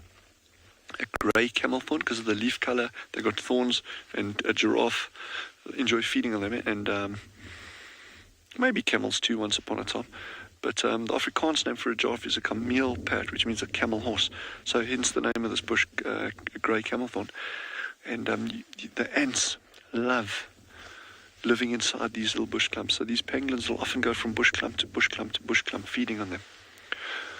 This is amazing, amazing. And like I say, we mustn't worry that it's got some grass cover in between. I'm more comfortable knowing that we're getting a view of it through some vegetation and not disturbing it, rather than trying to get on top of it and like having like, oh yeah, here's a pangolin, you know, and it's not doing anything. So yeah, we're just going to spend as much time here as we need. If it's the next 2 hours, that's what we'll do. But this is just, yes, this is incredible to see.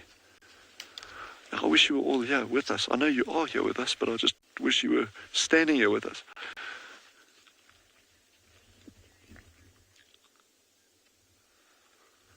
So Steve is doing some birding, and I hope they've actually got their lemon-breasted canary. I think that's a really, really good one for that Phinda area.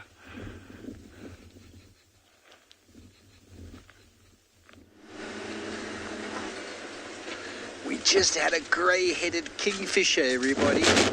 Not as exciting as a pangolin, I'm not going to lie, but it's one of those not commonly seen Kruger National Park birds that are only seen in certain parts of the Kruger. Northern Kruger Porphyry being one of them, and down here I've seen about 6. Oh, he's gone. Brown hood. Sorry about that. We moved on from our very relaxed grooming impalas. We're slowly heading on him. Right there.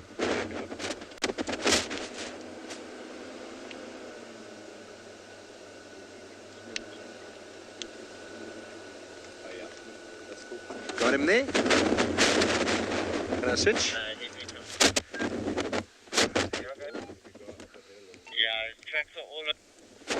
Forward. Oh, there I can see him. Through this gap here, Darby. There we go. You got him there? There you go, everybody. It's a grey-headed kingfisher. Now, you can't really tell that now, but it's actually quite easy to see. You can look down on the bottom right. He's got a little bit of rufous there by his leg. And the entire head, the hood, is grey.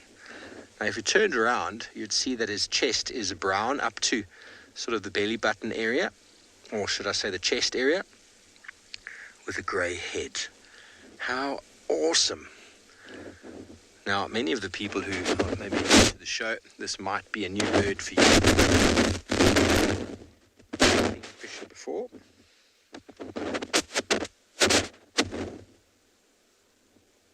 Sorry about any audio issues there. I was leaning forward.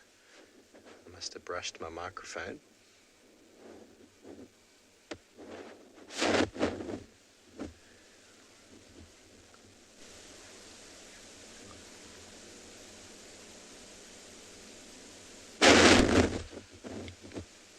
It's a woodland specialist. We obviously use the word kingfisher, meaning they like to hunt fish. But not all kingfishers are fish eaters. Most of them, in fact, are insect eaters. Like this one. They will take frogs, insects. All kingfishers do go to the water, but their habitat variation is quite important. It's what distributes them. If they all hung around the water, they would have to specialize with each other. There we go. There's a wonderful shot. Oh, and off he goes. There you go. Well, let us know if that's a new bird for you. Grey-headed kingfisher. Very, very cool bird. On we go. So, we're slowly making our way back into the area where we had a skittish male leopard this morning. Got a very strong feeling that probably was him that scared the impalas as well, but it also might have been a slender mongoose that got them a bit jittery. This is the ideal habitat for our cats. Tundi's denned here, the lions have all denned in this river.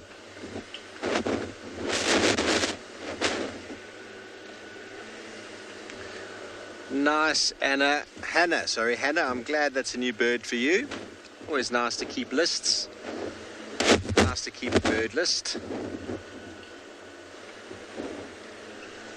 And I'm sure you're probably getting some nice birds from the western side as well.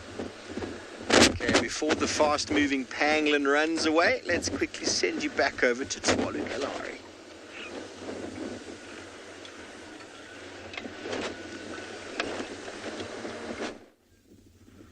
So this little, this little pango's just got its nose stuck. Not stuck, literally, just figuratively.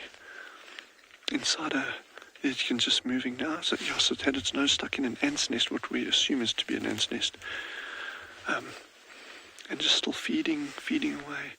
And they can sit in a bush like this for hours on end if there's a suitable prey base. In other words, if there's a nice ant's nest, a couple of ant's nests, they can sit there for ages before they move out.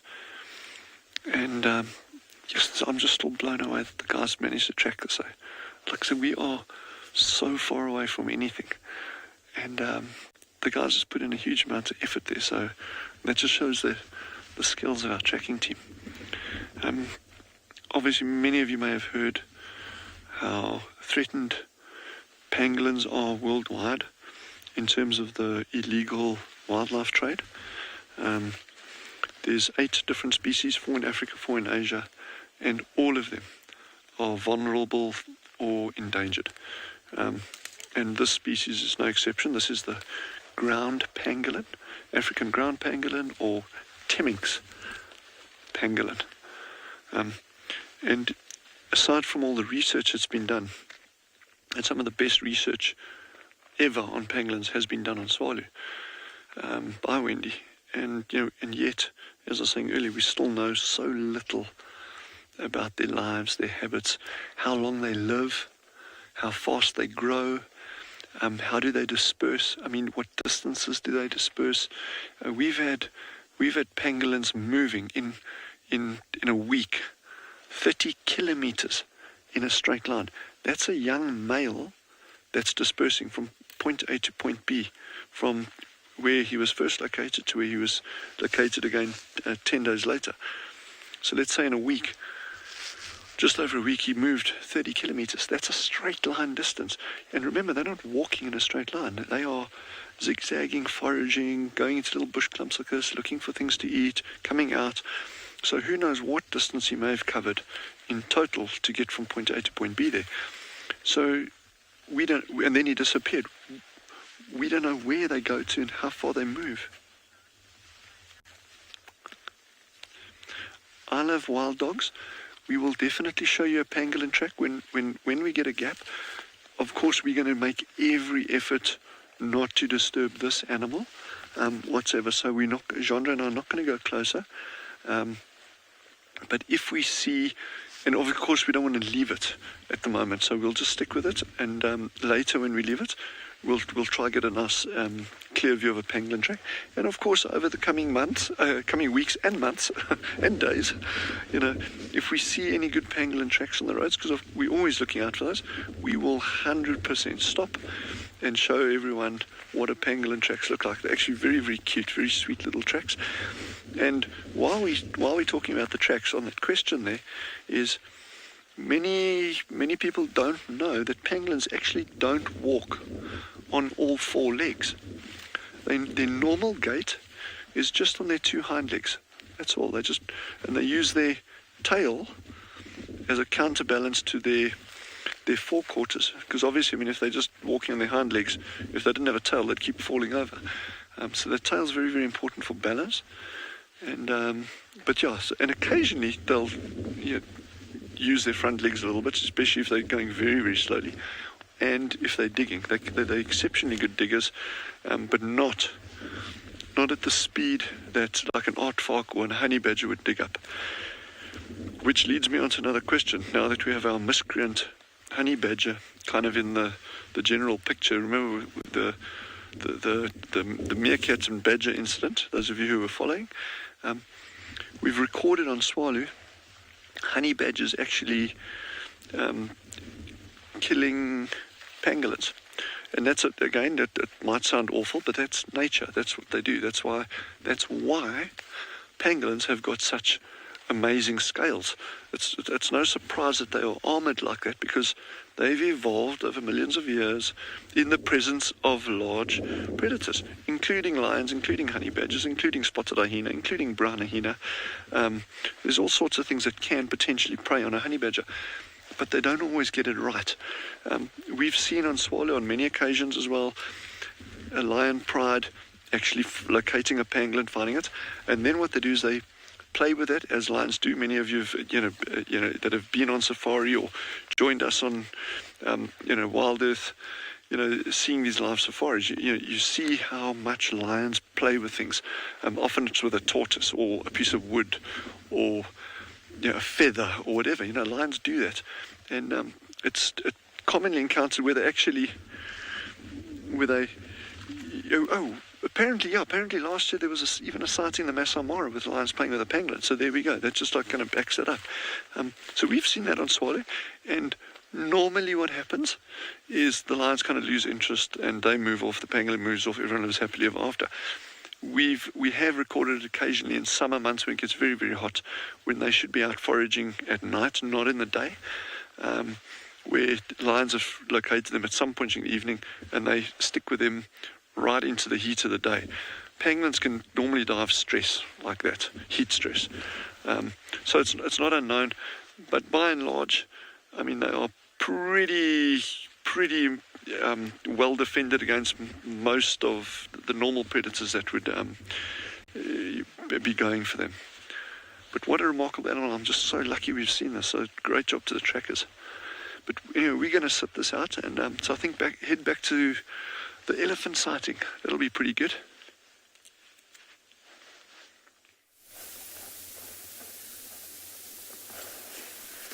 Well, at least finally they're coming to me, Dylan. After an hour of grass and trees, this elephant has decided to take a walk towards me. By the way, how awesome, pangolin! Just amazing.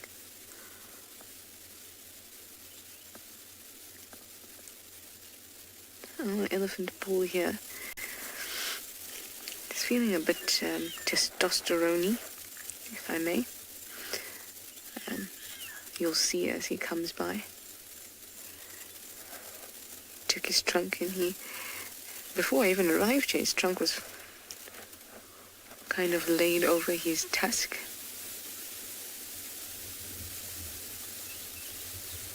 Just playing with his trunk a lot.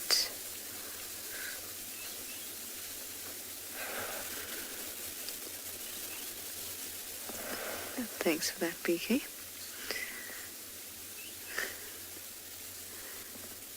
Just to give you an idea, now you see that trunk?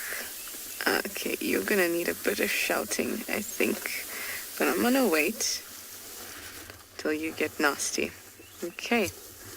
But you be a good boy. Alright, you be a good boy. Hey. Hi, gorgeous. Hi, gorgeous.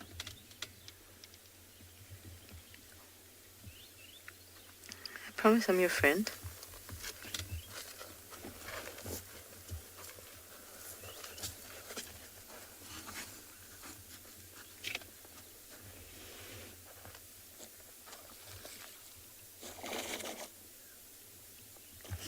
How cool.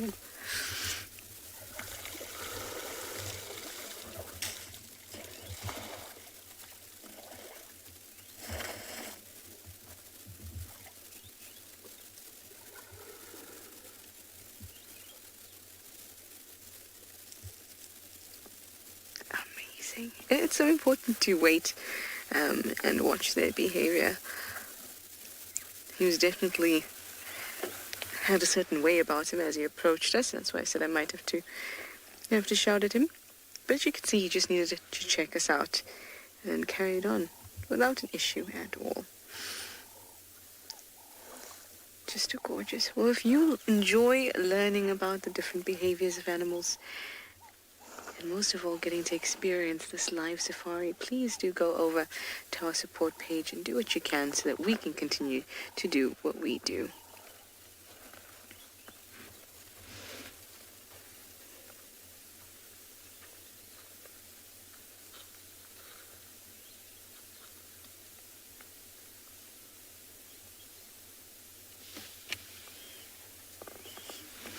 Anna Marie, you say you're holding your breath the whole time he was in front of me. It can be really, really intimidating. It really can. You do not realize how massive an elephant is until it's right up close to you. They get big very quickly.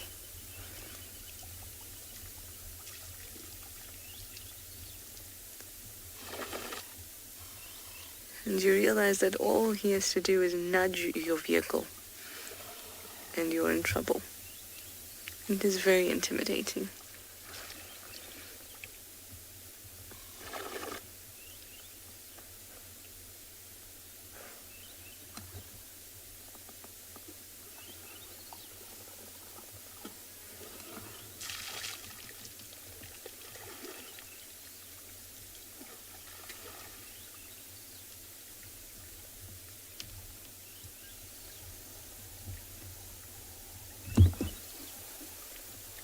This is quite interesting because he drank at one point and then moved along, and if he continues to move along looking for good quality water, then I suspect that the water at Treehouse Dam has some sort of contaminant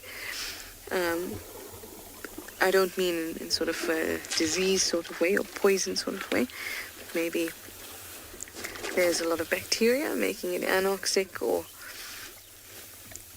algae that is changing the taste of the water somehow, because you don't see animals as much as you would think here.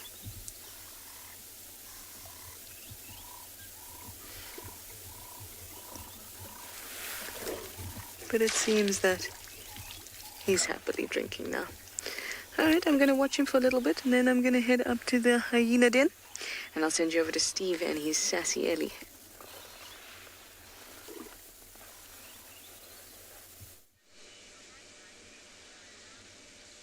Welcome back, everyone. We've got two young bulls around us.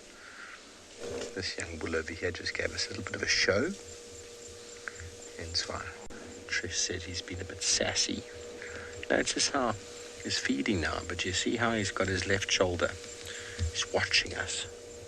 Elephants are always alert, unless they're completely relaxed. When you think an elephant's not watching you, it's like a horse. Oh, I think kingfisher's back. This is a brown-hooded. There's a brown-hooded kingfisher. You can see the difference with the whitish sort of face, the red beak with the black on the end, and no brown belly, no brown chest, but a streaky, dirty head. Easy to remember, streaky, dirty head, because they live in cavities in the riverbanks, dirty from the riverbank. Nice to remember.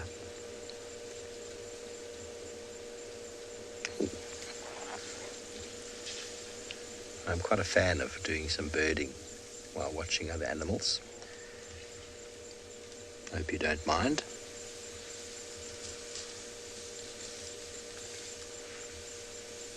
So this is by far the more common of the kingfishers we find in the woodland areas. Obviously the woodland kingfisher is very common in the summer months, but they migrate back. Intra-African migrants. There's this fella's here all the time. This is a lovely image. Like kingfishers like to hunt, they sit on the edge of a branch and try and look for any movement of insects. He was probably attracted to the elephant that was moving through the long grass and waiting for the elephant to disturb an insect, which he then would, or she would, go and catch.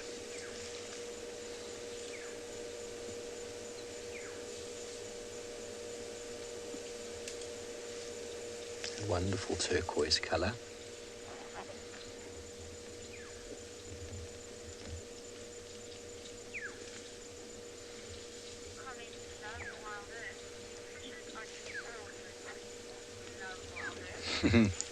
Love Wild Earth, what a name you've got there. The kingfishers are just awesome, you say. Yes, they are.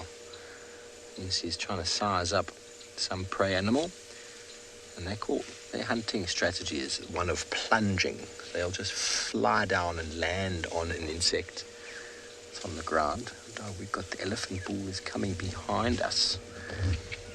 I think he wants to come and drink. The elephants have dug a little hole in the ground behind us. He's not going to come too close. He's a bit weary of our presence now. He's just going to feed over there.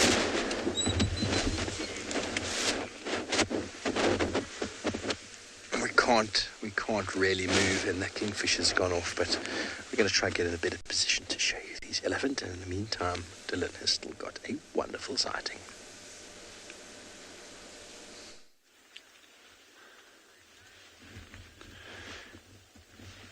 Okay, Genre and I are trying to move as little as possible and make as little noise as possible. This animal has just been feeding inside this bush. It's aware of us, but so far it seems quite relaxed. So we've got to be as careful as we can. I've actually walked away from where Yandra is. So I'm about 20 yards behind Yandra now. So there's as little disturbance there as possible. It's just nice that you can actually see what that pangolin's doing. like I say, it's been scratching at the base of the trees and that, but tucked away inside the thicket. So I'm really hoping it's going to come out. I don't know yet if it's a male or a female, and I wouldn't even hazard a guess just looking at it. Even if it's out in the open, you'd really need to have it up close and personal before you could actually to tell that. Certainly not at my level of skill. And while I've got everyone, and we focus on pangolins, I just want to say, Wendy Panano, our long-term pangolin researcher, she's devoted 5 years of her life just to pangolins. She's in the final throes of finishing a PhD on them, and it's her birthday today. So if any of you happen to know Wendy, send her a birthday wish. She'll appreciate it. So we thought we'd get pangolin for her today as a nice little gesture. I'm just over the moon that our trackers got this. I mean, the skills of our trekking team just always blow me away. You know, you think sand is easy to track on? Well, I'll challenge anyone to do that, because it's not nearly as easy as one would think. So the really cool thing, a pangolin's baby is called a pup. Same as a dog, it's called a pup. I've never heard anyone call it a puppy yet, but they're called pups, and they normally have one a year. Kind of what it seems to be, one a year, and around about September month they'll have those youngsters. But as I was mentioning early, we have no idea in terms of how they disperse. We have very, very little understanding as yet of their whole ecological role. Obviously they're ant and termite eaters, and they hit those nests properly, so I'm sure that'll be a large part. And Wendy's PhD is really focused on the physiology of these animals and the impacts of climate change, or the potential impacts of climate change on pangolins as a species. So yes, this is just super, super, super exciting to be able to have you with us on this and actually see, here's a real life pangolin. This is amazing. I get excited about these kind of things. You can't not. You can't see a pangolin and not get excited about it. I'd still love to see like the other ones. You know, all the different tree pangolins and giant ground pangolins, and But I think those would be way more challenging than these to see.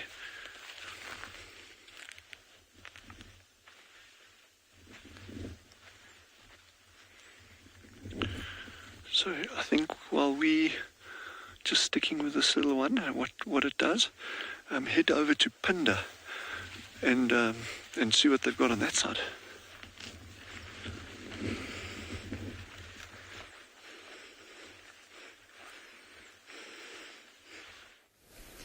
Welcome back to And Beyond Pinda, everyone.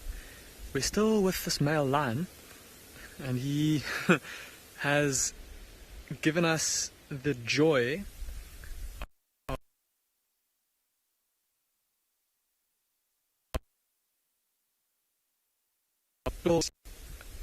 it's about all the movement we've gotten out of him. So in the meantime, we went to go and investigate the giraffe carcass, and it looks like these male lions may have killed this giraffe a few days ago. The carcass is already starting to decay quite a bit. The smell is quite pungent, and it's likely that these male lions killed this giraffe a couple of days ago, and they've just been hanging around this area now, just here. So water for them to drink, there's shade for them to lie under. So there hasn't really been reason for them to leave their carcass. Oh, look at his legs, he's dreaming. Look at his back legs, they're twitching. I don't know if you were able to see that. His back legs were kicking. If any of you have got a dog or a cat at home, when they're sleeping, I'm sure you've seen them have those little dreams, those little spasms where their paws start to twitch. That's exactly what this male lion was doing.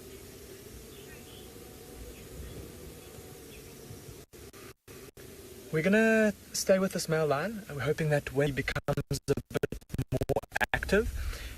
But while we enjoy our sunset, we're going to send you across to Trish, with who's got an elephant that's busy taking on a tree.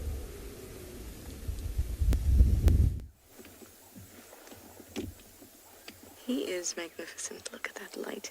He's right in front of the sun.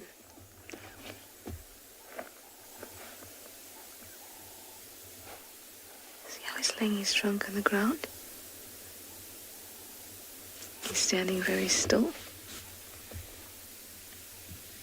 He's listening.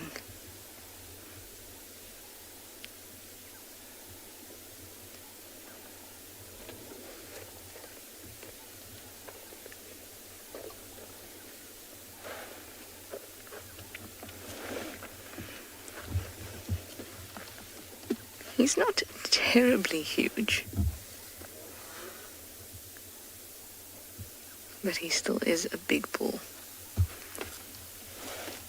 Hey, boy. Hey, boy. Hello. Hello. It's okay.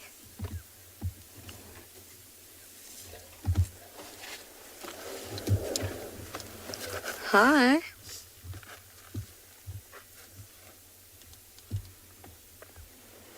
Was that water good? Or was it not that nice? I saw you spit out quite a bit of it.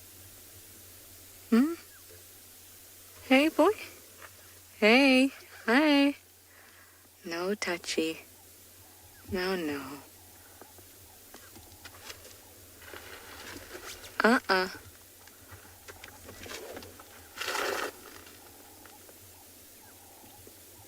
There's some other water. Down at Twin Dams, there's some nice water. Why don't you...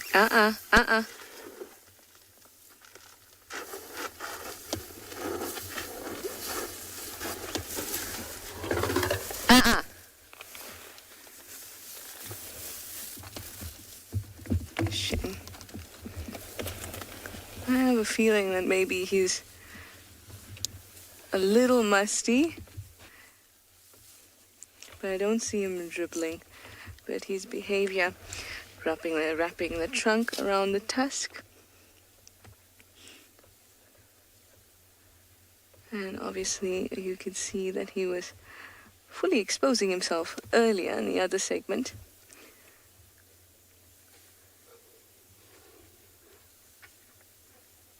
And then on top of that, not having water that he liked, sure just made him just a little bit uncomfortable. Oh, Rachel, you say you show him, Trish? I wish I didn't have to, Rachel. I think he was just I didn't move at all. He saw us the whole time. So I think he's got a couple hormones coursing through him. They'll experience their first must around 30 or so. And maybe that's what's going on. Maybe he's experiencing it for the first time. Doesn't have the obvious signs, but just a little bit itchy. Anyway, I'm glad that you could see that. I'm going to send you over to Dylan. He's keeping his voice a lot more quiet than I was at Tswalu.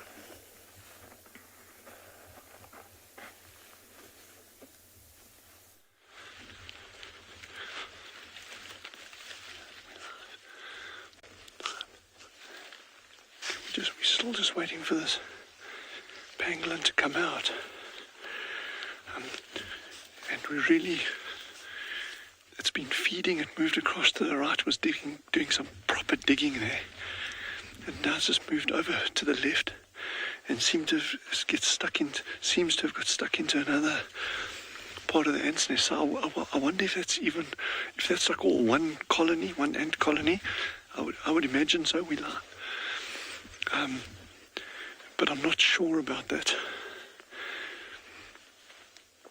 And they've got these incredibly long, sticky tongues, and they can reach easily 30 centimeters plus down an ant's nest. But normally what they do is they'll dig it open a bit, and then this tongue goes to work, lapping up ants, and it's a very sticky, thick tongue, like a cylindrical tongue, and the ants get stuck all over that, and when it goes into the mouth, it actually gets ground up by the stomach.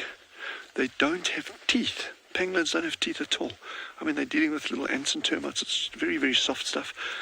So the strong muscular stomach is actually what does the job of crushing up these ants and termites. They do ingest a bit of sand with it as well, obviously. You know, they have this big sticky tongue catching ants and termites on sand. But certainly not to the extent of aardvark. If any of you are ever lucky enough to be out with us, or we privileged enough to have you, rather, if you're following aardvark around, you actually find their droppings, and they actually feel like clay. They feel very, very, very heavy. There's just lots and lots and lots of sand in it.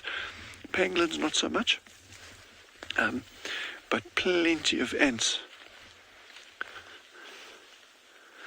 Yeah, so we're just going to be very, very, very patient here. Really want to disturb this animal as little as possible. It's feeding nicely, which is so key.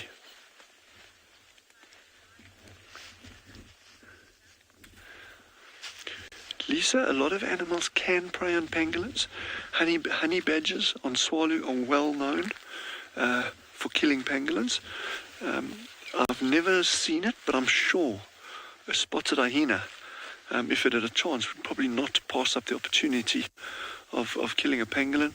I've seen leopards playing with pangolins, and again, remember that play behavior is not because lions and leopards are lying around and they're bored and they feel like playing with a pangolin.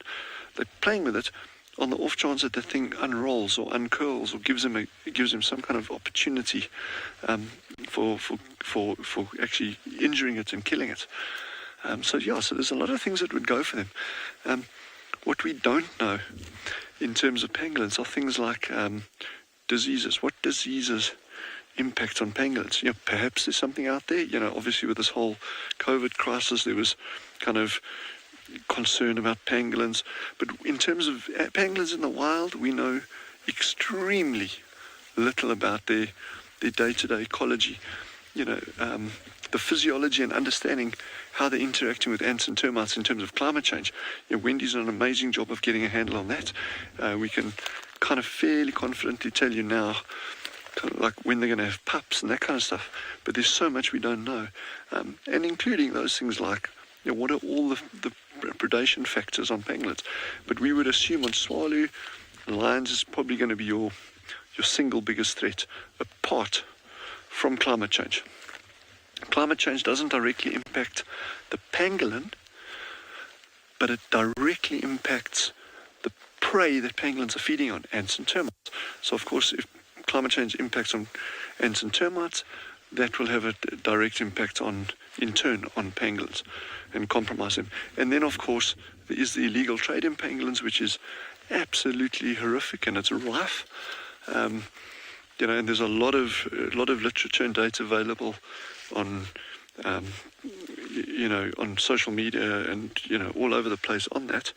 And it's certainly worthwhile just kind of having a look at and seeing what we're up against. And, you know, you're looking at our colleagues down in Punda, the amazing job that they've done with the reintroduction of pangolins there.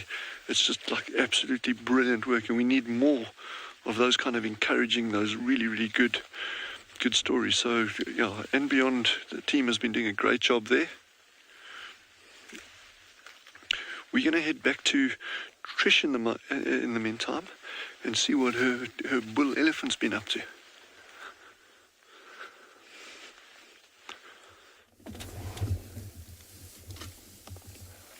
They are growing in number very much.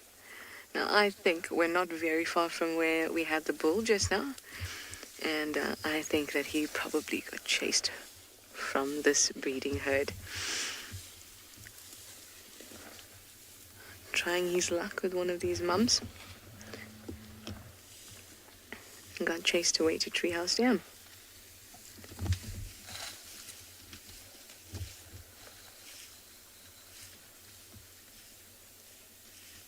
That would also explain why he felt the need to show a little bravado.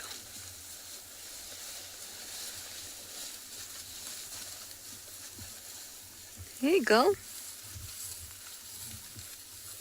Mark, you'd like to know if elephants ever sneeze? They do. They do. It's quite a sight. I have only seen it once. In fact, I saw it distant a couple days ago. It actually, perhaps quite a sight. It's not the correct term because I didn't see it. I heard it. And then I looked at the elephant that looked perplexed after it had sneezed.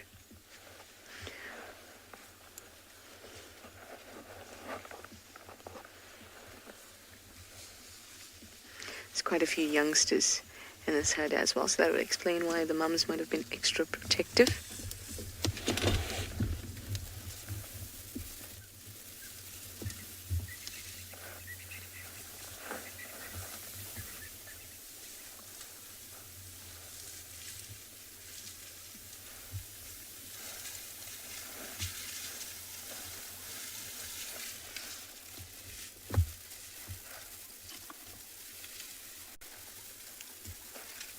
I love when elephants have something in their trunk, as in they've just collected some grass and then they forget that it's there, so then they scratch their ear and then they place that grass on their heads. I think it's gorgeous. There's this individual in front of me did that just now.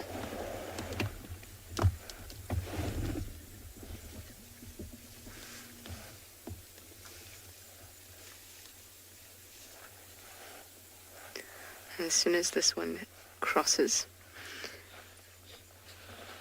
then I'll move along. Oh, BK, I'm so sorry to swing you around, but this little one is suckling, or at least trying to. Never mind, it's over now. You were trying to.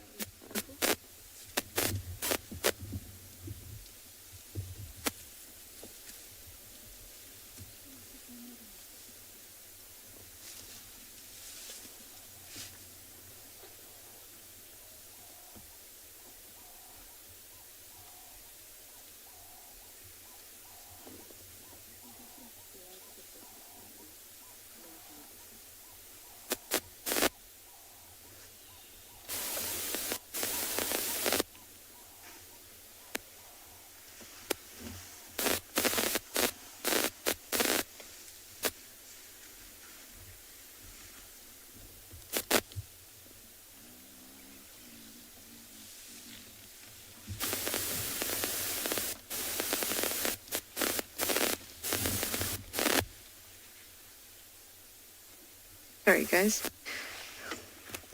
Am I sounding a little broken up? I'm just going to take my mic out and place it on my lap. That sometimes helps. Mics can be needy.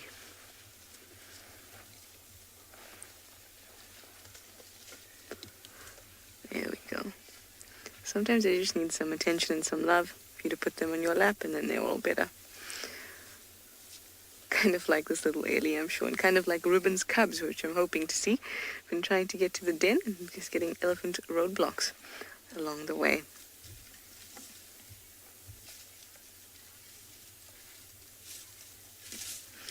Louis D. Lyon, you say that was a tender moment?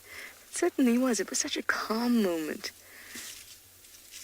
Such a happy moment. Cub goes and seeks the comfort of Mum and some warm milk, and Mum so happily gives it up.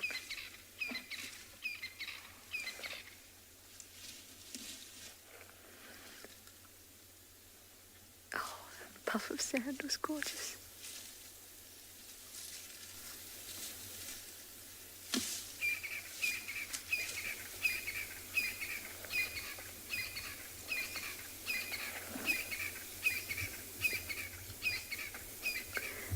The sun is actually going to set behind the horizon very soon.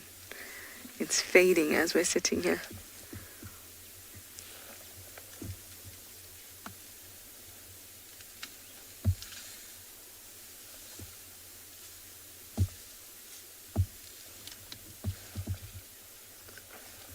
Oh, that's so nice. See the sun setting behind an elephant? And it's almost gone. The sun, that is, but my elephant has gone. All right, I'm going to go make my way to the den finally, and then I'm going to send you over to Tswalu and a pangolin. I can't believe he's coming right out. We need to be incredibly quiet. Incredibly quiet. I'm not going to say anything. I'm going to talk very softly. This is unbelievable. Unbelievable. Just enjoy the sighting. I'm not going to say anything else.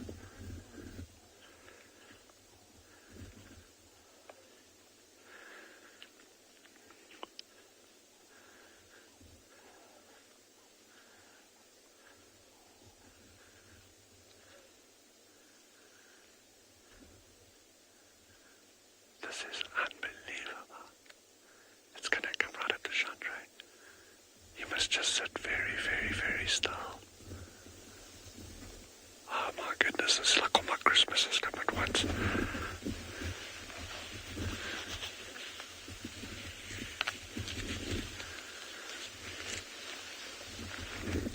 Look at that, look at that. Look at that, guys. That is just unbelievable. What we're going to do is it's going to go foraging properly now. It's walking away. We're unfortunately not going to stick around with this animal now. We're trying to keep our disturbance to an absolute minimum. That sighting that we just had was unreal. Absolutely unreal. I cannot believe it. I mean, that is just off the charts. So I think we're just going to have to appreciate this animal. Chandra, come, you can...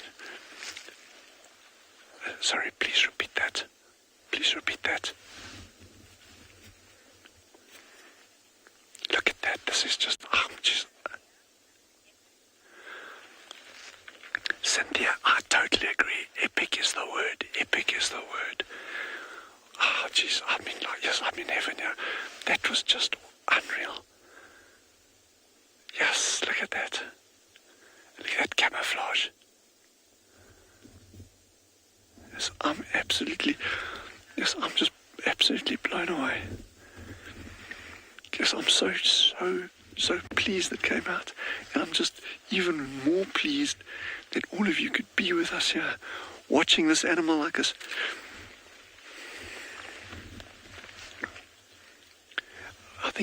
I think we're going to leave this pangolin now. I really don't want to disturb it any more than we absolutely need to. We've been amazing. Chandra was sitting a couple of yards from it. It was totally fine. But it's going to start getting cooler, so it really needs to get some foraging in. So I think what we had there was absolutely superlative. And I think so. Let's leave it. There's one last glance over there. You can actually see it just going up the slope over there. Look, there he goes into the thicket, and once he's in that thicket, then we're gonna just, Chandra and I, we're gonna pack up our stuff and just go celebrate. This is just unreal, eh? But in the meantime, while we're saying goodbye to the pango, Eda, look at that, look at that. That is just iconic. On that amazing note, head over to Taylor and see what she's got that side.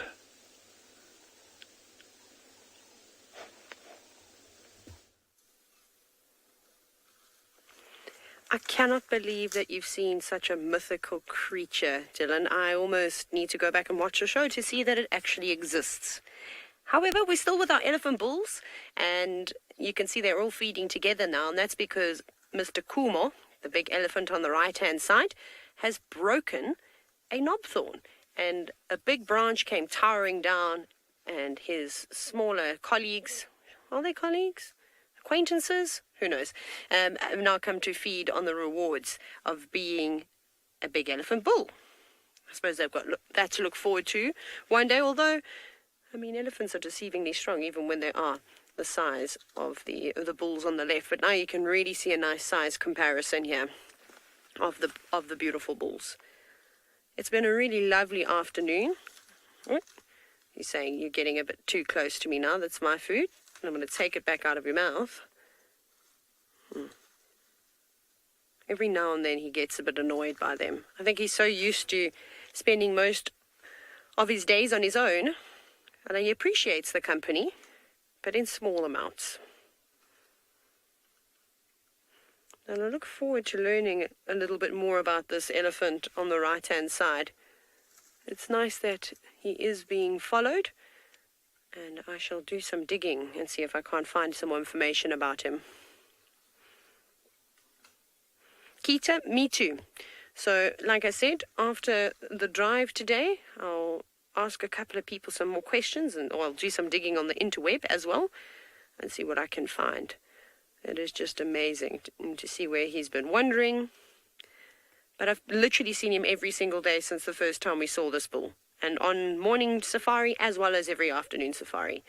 He's walked a couple of kilometers since we saw him as the sun was rising and made his way back here. So I think he's just going to do a big loop and head up to the rocky ridge that runs east-west through Pridelands and then come back down again. He seems to do the same circuit. But there's nothing stopping him from moving on into other ecosystems, back into the Greater Kruger area. I suppose he's in the Greater Kruger area, but you know.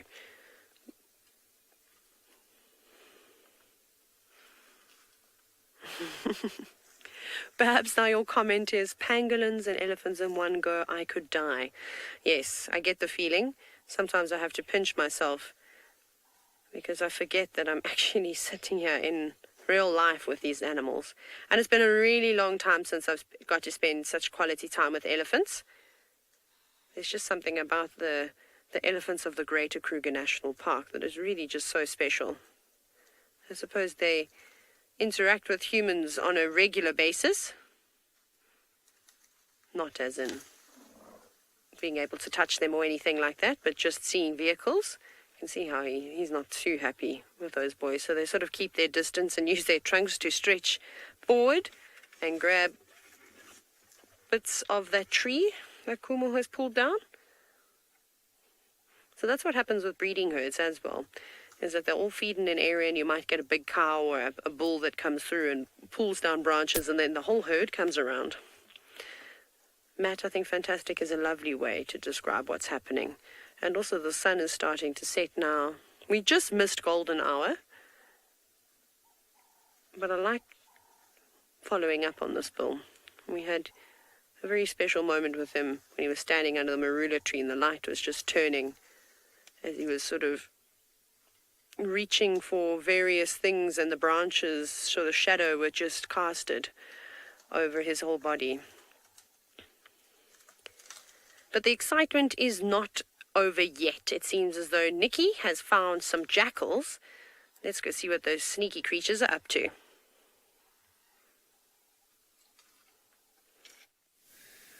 So we just found a jackal. So we spent the whole afternoon trying to see if we can find the lion and the lioness with the small youngsters, and then the leopard. But then we were surprised by this black-backed jackal. Now he is hunting at the moment. You'll see the way that he's running, and then of course as soon as he stops he'll listen out to hear if there's anything. But earlier on I think we saw him catching a mouse. We couldn't see quite clearly what it was, but we think it might have been something very small. Oh.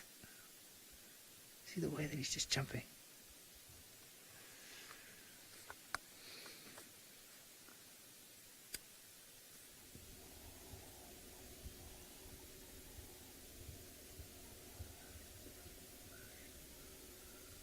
Let's see if he moves back into the open.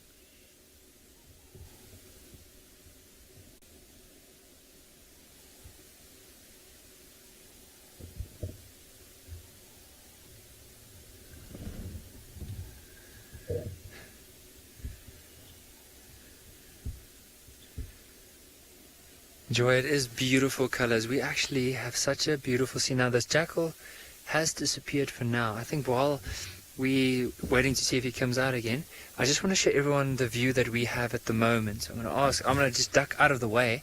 Oh, so you can see the colors that we're looking at the moment. So have a look at the sun setting, but then of course the Drakensberg Mountains, you'll see it just over there on the horizon. So it's a beautiful mountain range, and there's like this pink purple color all over this area.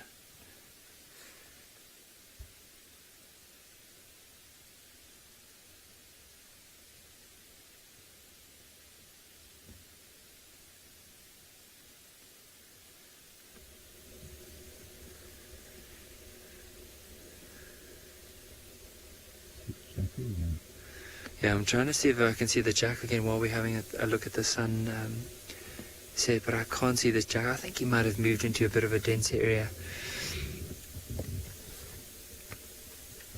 But what I also want to quickly do is just show a little map of the area, because I said earlier on, I just wanted to show some of the viewers where we were driving and what was happening, and the whole story about Ngala. Now, right over here is where we are now. So we are probably at this where you can see the binocular sign. So it's a nice open area, and that's where we're looking down towards the mountains, which is on this side right over here. So we're actually from here looking down this way. Now we spent most of the afternoon down in this area here, and this is where we saw the leopard this morning, as well as the lioness with the two youngsters. But as we were exploring here, we've realized that young lioness with her youngsters have moved into quite a dense area where we couldn't see them. So we know they're in the area. There was quite a few birds alarm calling. Unfortunately, we couldn't see them, and as well as that young male, we were trying to see if we can, of course, spot him. But there's a few hyena that moved in area, but where he moved into is quite a dense area, as well as in a riverbed or a drainage line where we can't necessarily get to. So unfortunately, we weren't able to see them. But still, such a beautiful afternoon. We've seen quite a few impalas around, zebra, wildebeest, and of course this magnificent view of this African sunset.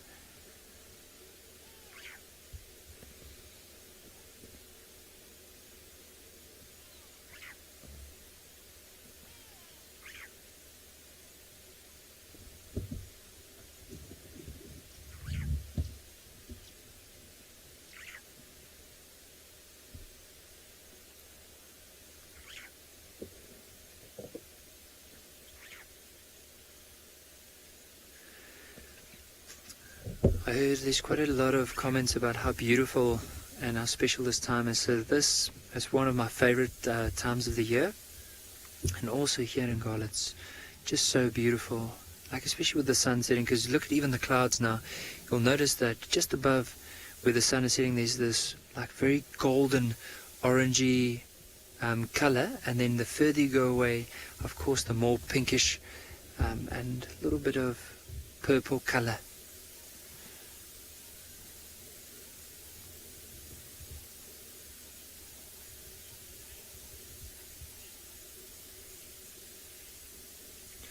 So I think while we enjoy this last little bit of light we have, and then eventually from there we'll start getting out our spotlight, we're going to send you back to Ambient Pinda with Damon, because apparently he also has a sunset with something else.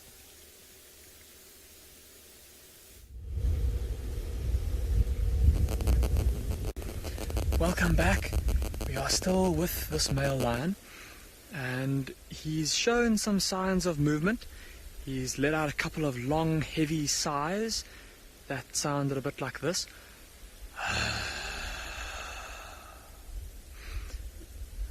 So I'm hoping that will be, or is a prelude to him getting up. And maybe not walking around, but we were hoping that maybe this evening, with these two male lions being away from the rest of their pride, and with them being dominant male lions that have to keep their territory well marked, a very important part of that is roaring, to make sure that other males in the area know that this territory is occupied. So that's what we're holding out for. That's what we're holding thumbs, crossing fingers. We're hoping that within the next few minutes he'll lift his head, roll onto his belly, and give us a big roar. Now, with his belly being quite full, just imagine if you had such a full belly and then you had to suddenly shout as loud as you could. The likelihood is not super high, but we are optimistic, and so we're going to stick it out and hope that he does do that. Just that sigh reminds me of a couple of months ago. We were driving out in the open grasslands where these male lions do like to spend a lot of their time. And the grass was very long, up to my chest height, so about 5 feet long, very, very, very high. And we were driving off-road to where the lions had last been seen.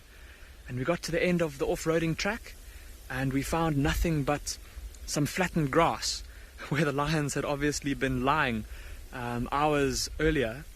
And we were kind of scratching our heads and puzzling, and we drove around in circles around that flattened piece of grass, and we couldn't see where these lions were. And we just switched off, and we took out our binoculars and we started to scan around, trying to see if we could see maybe a tail flicking up out of the grass. And we'd had the engine switched off for maybe about 10 minutes, and then we just heard that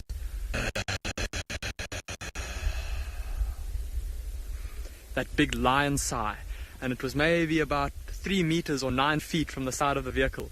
And then and only then did we manage to actually find the lions. So that sigh is what gave them away.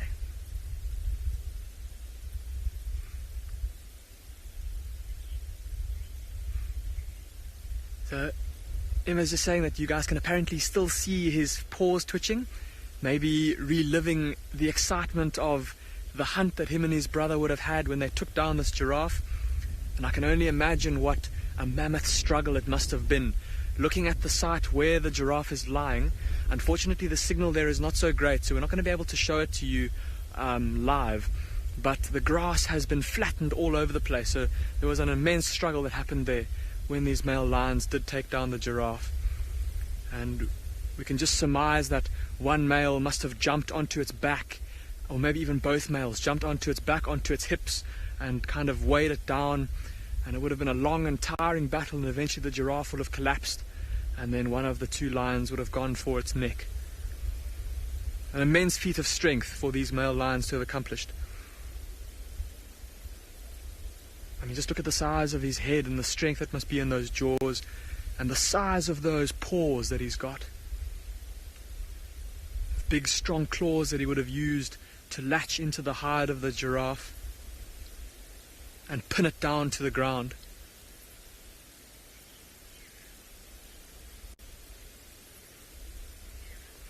Sarah, you're asking if these lions often hunt giraffe. Sarah, because the most prevalent prey species in this lion's territory is typically wildebeest and nyala and warthogs, those tend to be the animals that they hunt most often. But lions being opportunistic hunters, any opportunity they see where they think that they'll be able to be successful, they'll take it. So obviously in this instance, this giraffe, like we described earlier, perhaps it was coming down to drink and it looked really vulnerable, and the lions saw the opportunity and they went for it. It's quite a dangerous animal for a lion to hunt, is a giraffe. Imagine, I mean, the size of those hooves. Just imagine the blow that a giraffe could deal to a lion's face. I mean, it would break the jaw, it could fracture the skull, could break the neck of the lion, leaving it paralyzed, or if it broke its jaw, it wouldn't be able to eat. The lion could die from something like that. And I've seen video footage of a lioness that was trying to tire a giraffe out. She was chasing the giraffe and waiting for the right moment, or waiting to get close enough to actually jump up onto it. And she mistimed her jump, and the hoof of the giraffe came down on her head. And the video cut after that, so I don't know what happened thereafter. But I imagine she probably wasn't okay after that. His back paw is still twitching there a little bit, still having his lion dream.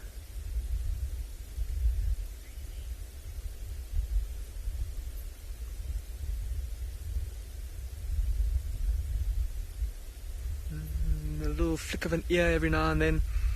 Not showing too many signs of life, but I'm hoping that with the sun having set now and the temperature dropping, that he gets up and moves around, or that he sits up like I was describing earlier and roars. So we're going to stick with him, and we'll let you know if he does show any signs of getting active. But for the meantime, let's send you across to Ngala, where Nikki has found a hyena. So we just spotted this spotted hyena, no pun intended. just after the sunset. Now it's moving. I'm just going to slowly move forward. There is a little gap. Hopefully it doesn't move off too quickly. I think it moved off. Well, we were trying to get it into, like Owen did some phenomenal camera work to try and get that hyena in, but he was moving with such a mission. Now, what we're going to do from here, I think there is another road that goes around just to see if there's maybe anything that the hyena might have smelt or picked up on, but the area is pretty dense, so I think for now we're going to loop around. I was hoping that he would just stick around for a little bit longer, but of course decided, no, I need to carry on with possibly going to scavenge for the evening. So for now, let's carry on. There's a road that goes this way. See if there's any chance of seeing some more hyena, or possibly even this hyena.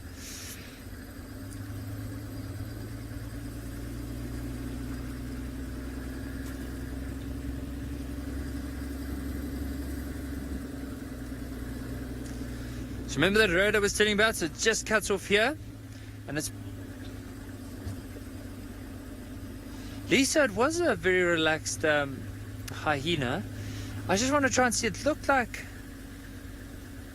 it had a few scars. I'm just trying to try and see if we can get it again. So it was off. It would have moved from somewhere on the left here, and the direction is towards us. Now, there is an open area that we will be getting to shortly, and I'm hoping that this hyena decides to go into this open area. So we're slowly carrying on, not too far.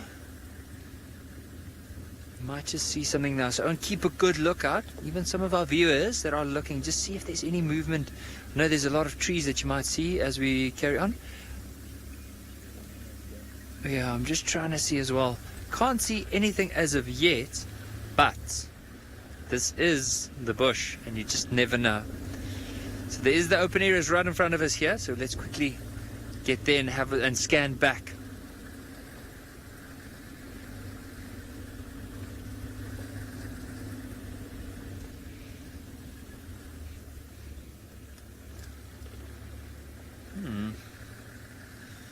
Nothing as of yet. We'll slowly carry on now.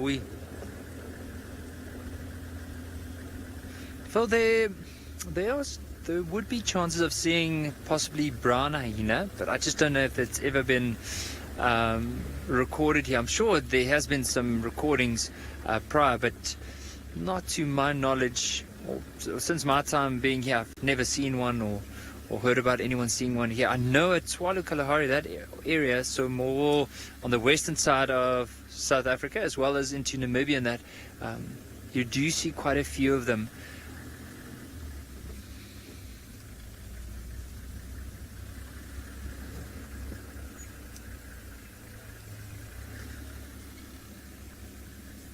Yeah, unfortunately, I don't see that hyena anymore, which is sad. I would have loved to have another.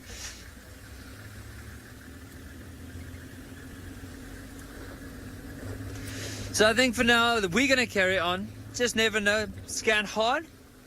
We'll eventually get the spotlight out and see if there's any other surprises this evening. But while we do that, let's send you across to Damon with that lion at Beyond Pinda.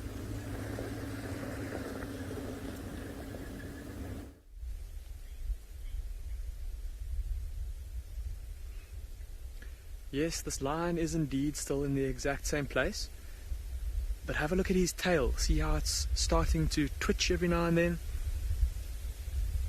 Just see that little black pom-pom flicking up and down. Perhaps some pesky flies buzzing around his rear end. Oh, look, he's just lifted his head. And these are... oh, no, back down. There was a big lion sigh. I don't know if you saw the dust that flew up in front of his muzzle. But these are all good signs. Like the more he gets, the more frequently he lifts his head, the more frequently he wakes up, the sooner he'll come out of his slumber and maybe move for us. Like I said, we are hoping that he's going to roar a little bit later, and that's why we're still sitting with him. We've just been discussing the fact that this carcass is so, like we said, it's a couple of days old. So these lions obviously made the kill a little while ago, and they've stuck here with it. Now, There's obviously a lot of food there still for them, a lot of valuable nutrition. But I'm also wondering, the area that we're in now, you've just come from Nikki that had that hyena. The area of and Beyond Phinda Private Game Reserve that we're in now has got a pretty high population density of spotted hyenas. And I wonder if we'll maybe start to hear them calling as night falls. And so perhaps on the first evening, some of the hyenas did come down to the carcass, and the lions had to chase them away, and now they've decided that once they've had that little interaction with the hyenas, they're not going to let those hyenas get a taste of their giraffe, and so they're going to stay to defend it.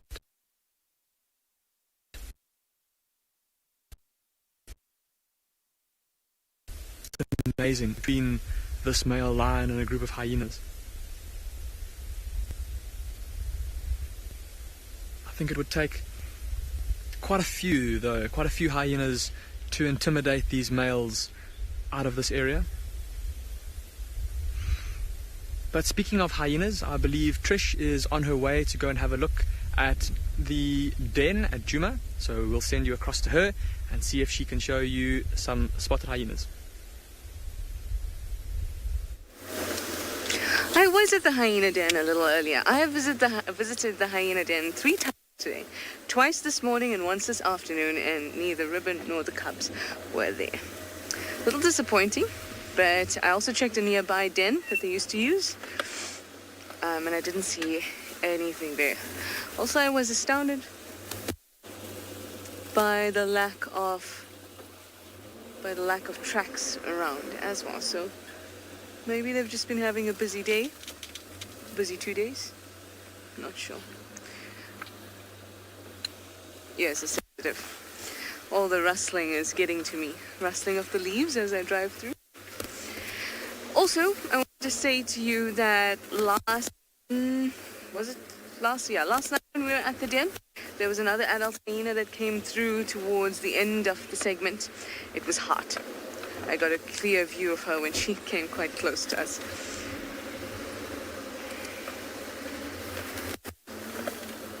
She came through and made the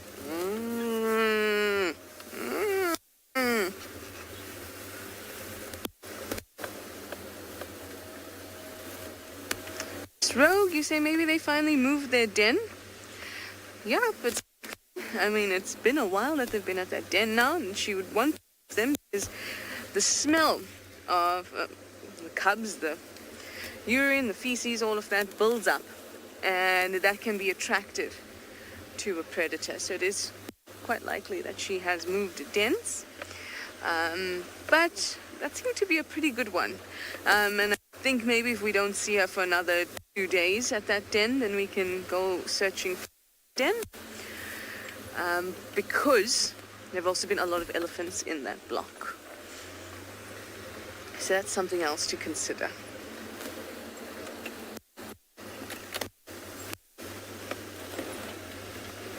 Well, now I've just got the spotlight out. There have been some leopard tracks around on top of my vehicle tracks. So I'm going to keep my spotlight out, look for a cat, and I'm sure that Steve is doing the same.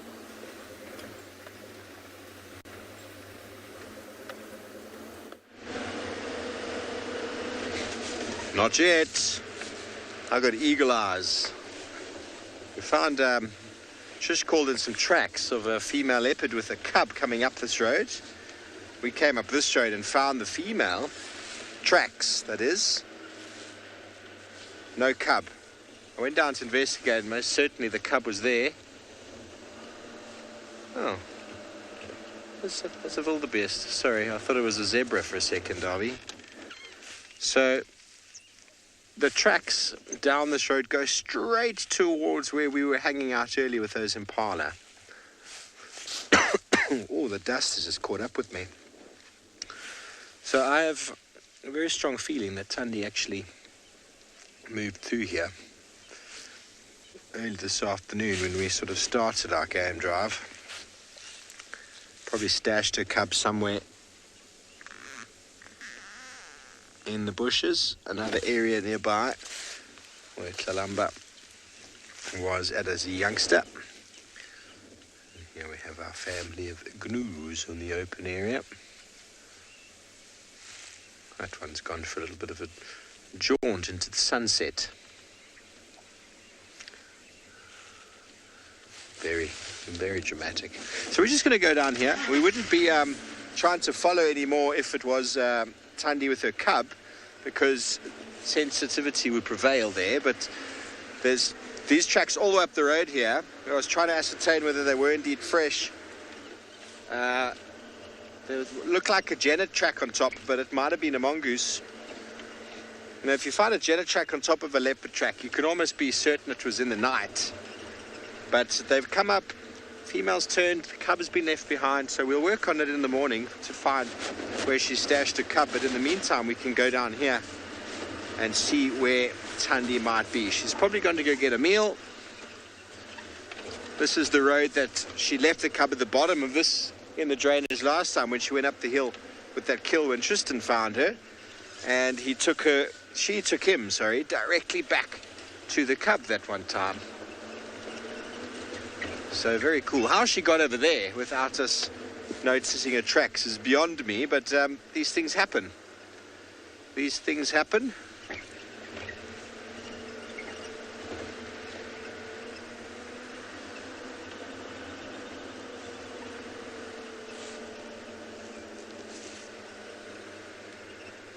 Very good. Well, we're going to see if we can figure out where Thandi's gotten to. Meantime, over to Prowlands with Taylor McCurdy and a bird.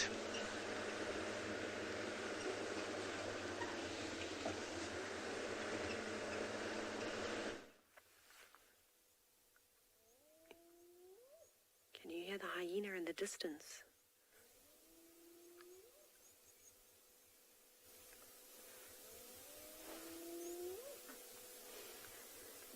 It's a very eerie noise. It sounds like it's coming from behind us at Leopard Dam. So we shall go back there in a moment. But what you can see, although it's quite difficult now, as this rather large eagle has hopped to another branch, it looks like it is a martial eagle. And the last couple of mornings we've been seeing them flying around not too far away from camp. So this one has decided to roost itself in this marula tree for the evening. Now, the reason why I suspect that it is a martial eagle is just from its sheer size, but it also has a rather noticeable crest, which is very typical of martial eagles. And when, like I said, we're not too far away from where we have been seeing them flying around. So it's really, really pretty. I wish you could have seen it just a moment ago before it hopped, because there was no branches obstructing our view. It was rather nice. And you can also see it's got an enormous bill every now and then when it turns its head, with a huge hook on the edge of it. Although it's not going to go off and hunt. Not now, at least. It's settled in for the night, but tomorrow morning, once it's warmed up a bit, it will soar the skies and look for all sorts of wonderful things to feast upon. Megan, it is really big. That's why I suspect that it is one of our largest eagles that we see in this area.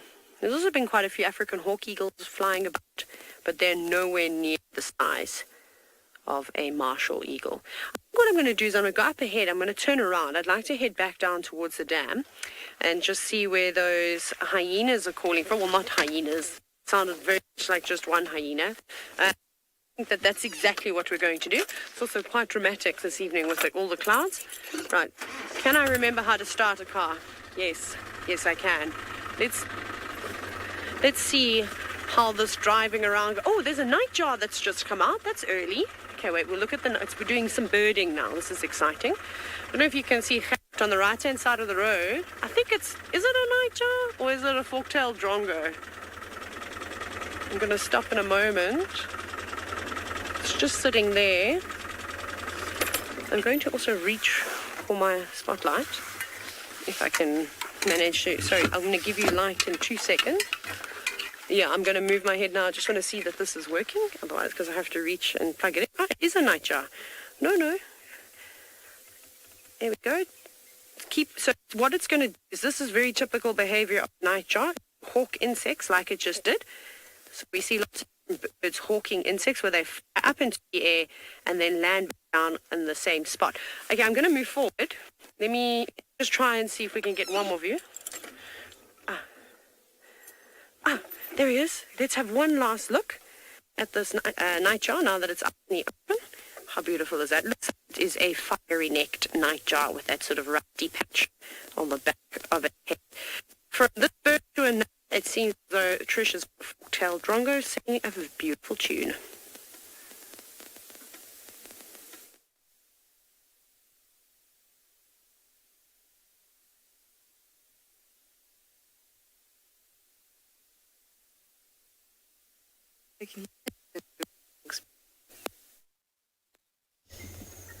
Perfect timing. Thank you, Drongo. I want to move along towards that area. Just have a look, because there's been tracks of a female, very likely to be Tlalamba. Oh, Rusty, that was very squeaky of you.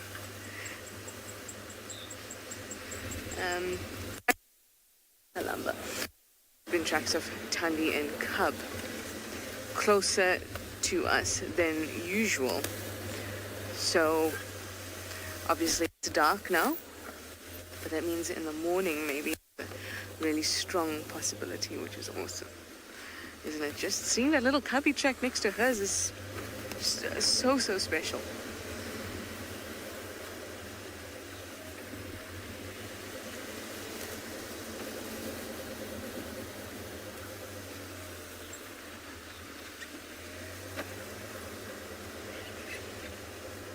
It's just a bit dark to follow up on it. I mean, she would stash her little one. So, like I said, bodes well for the morning. Just gonna have a look at tracks here for a moment.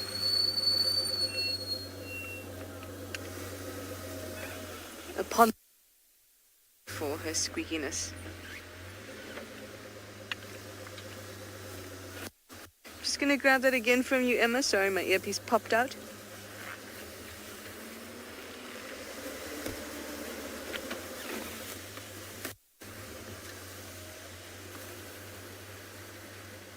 Ah, Prashant, you say, what about a last-minute comedian? There's always space for a last-minute comedian.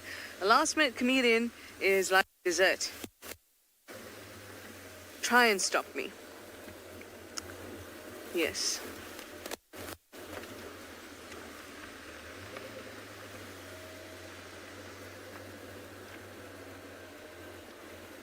Okay, let's head over to the barking and see what we can find there. And I'm going to send you over to Nikki and Andy Zingala. He's doing for the...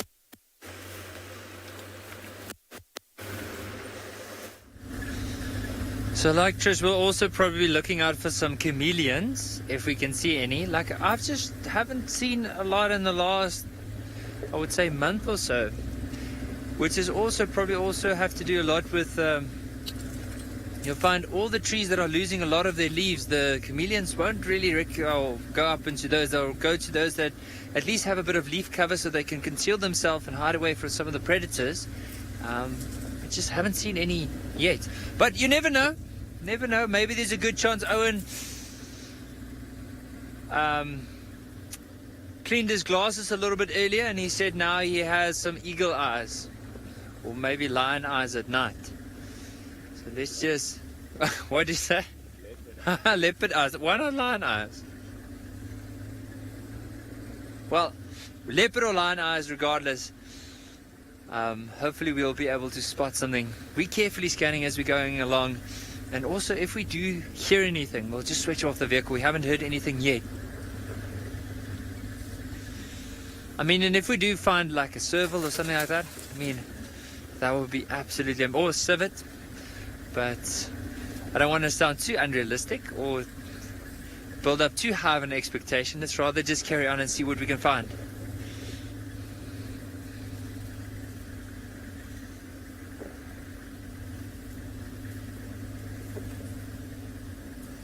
So we're still carrying on here, but while we do that, we're going to send you back to Damon at Pinda and hear if there's any updates on that male lion.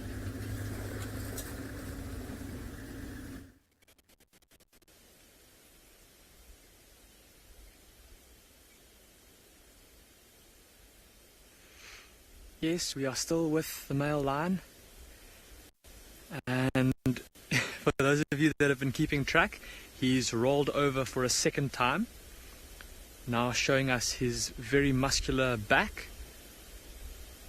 and his very bloated and swollen tummy from a different angle.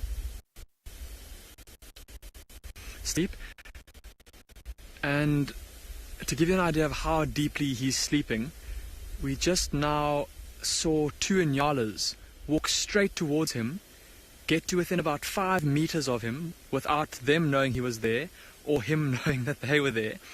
When the Inyalas eventually spotted him, they gave an alarm call, a bark. They make a barking sound when they get a fright, and they ran away. And the male lion didn't even lift his head. So deep is his sleep that he's currently in. Now, before I continue, I must just let you all know, I know that the image on your screen is quite bright, but I can assure you we are using a red filter on the front of our spotlight, just as a sensitivity measure to this male lion's eyes. And just because of the sensitivity of the eye of the camera. So as I was saying, yes, so the Inyalas came right past him. He didn't even wake up. And then just now, we heard an elephant trumpeting. Oh! Penelope, you say you're pretty sure you just saw him move? Well, he just did now. He just lifted his head. Oh, there's a rhino right there next to him. There's a rhino right there next to him. Now, it's unfortunately just behind some bushes. We can't see it very well. I just caught a glimpse of its hide disappearing behind a bush. Got his attention. The elephant trumpeting and the Inyalas didn't. But the rhino almost walking over. Sitting up, look. Sitting up, looking in the direction of the rhinos.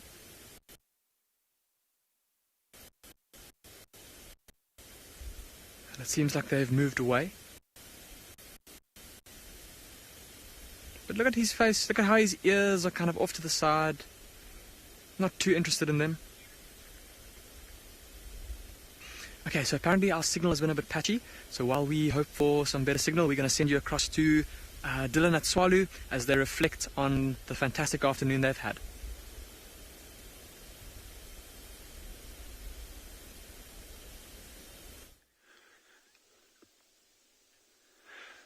And it has been a insanely fantastic afternoon. See, I can go, if I see one cool thing a day and everything is cool, so it's like there's just so many things to see. But that sighting that we had with that pango was off the charts for me. I mean, that was, and I wasn't even like right close to him. Jandre was sitting there and the thing like walked straight out towards him and then just ambled off and carried on feeding in the next bush clump. I mean, that was, and then look at the sunset. Look at what we're seeing here. Let me just actually be quiet and you guys can appreciate it for what it is.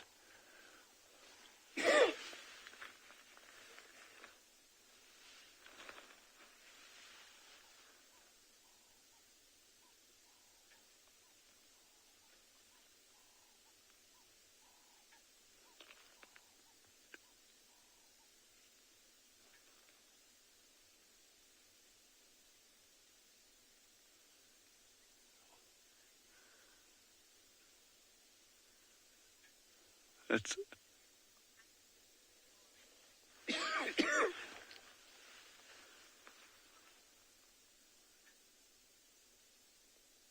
yeah, this is Africa at its best, though.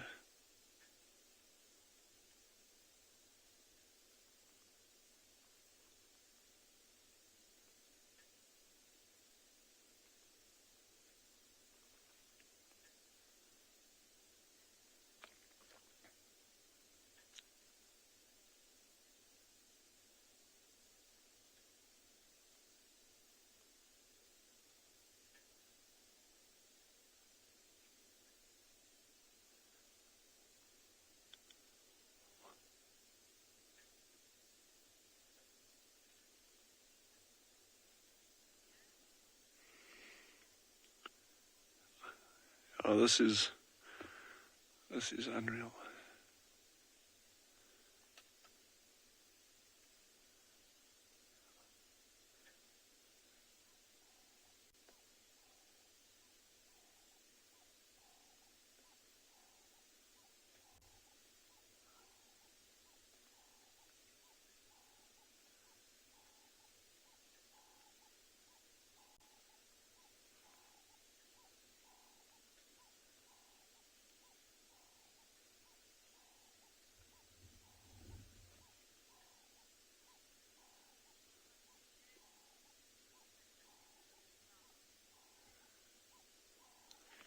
Absolutely, Moonbeam. It definitely looks like molten glass, eh?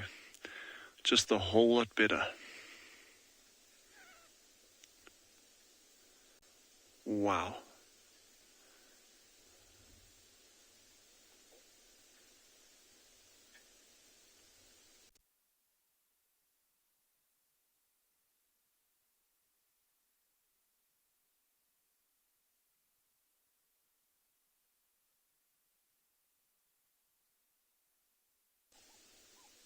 So from going from that absolutely remarkable sunset, head over to Steve.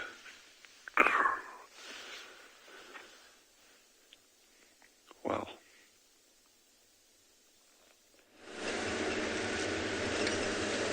Thanks, Dylan. What a wonderful afternoon you've had. Well, we tracked those tracks of what we believe to be Tundi. They've gone directly into the drainage line where we spent a lot of the afternoon with those impala and the alarm calls. So, very good chance that she's in there. Well, actually almost certain she's in there. And considering that I had her tracks in there yesterday on the other side, I think she might actually be on a kill. But we're going to have to, we tried to find it again now, but no luck. We're trying one more little circle around this block, see if anything pops out. But we'll have another look in there tomorrow. And there's lots of trees that it could have been hoisted in. So we'll go back tomorrow and have a look. Obviously, we wouldn't be looking for the cub right now. That's why we followed the female, because there were no tracks with her. But she's deposited the cub somewhere. Oh, there's a bush baby. Let's see if we can get a bush baby. I think it was a bush baby. They got very red eyes. And they jump. I don't see him anymore.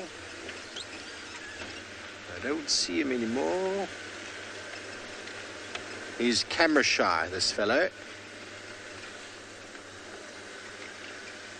Camera shy.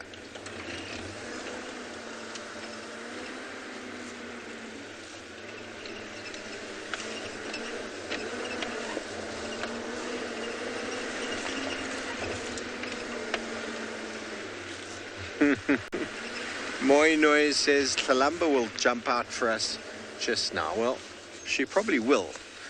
Trish is working around quarantine there, where the open area close to camp, that Kalamba's quite famous for just appearing around the corner. Oopsie, that's just a branch.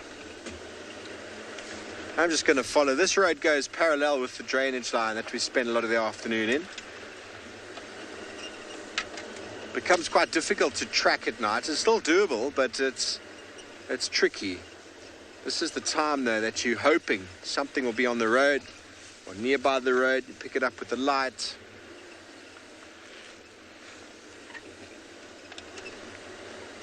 Okay, well, Damon's worked hard this afternoon, keeping up with his cats. Let's go have another look at this male lion.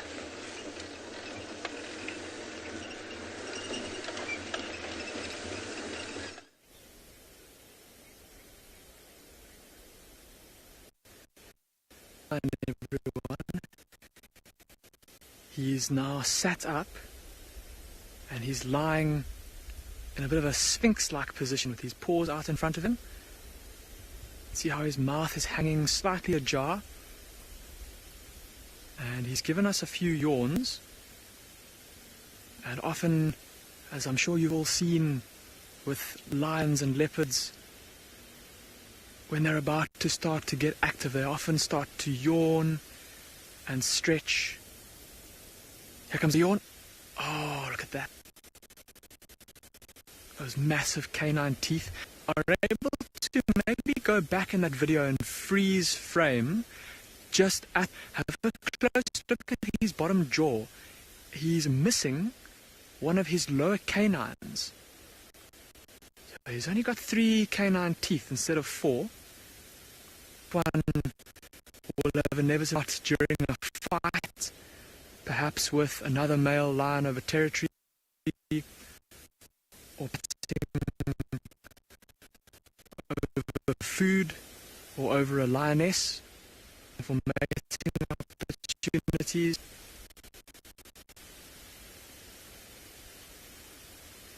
But this is promising for us now, everyone. This is the position that we want him in terms of him roaring. And what we're waiting for is just, it'll start off with just a little, like a little groan. And then, here he goes, here he goes, here he goes, get ready.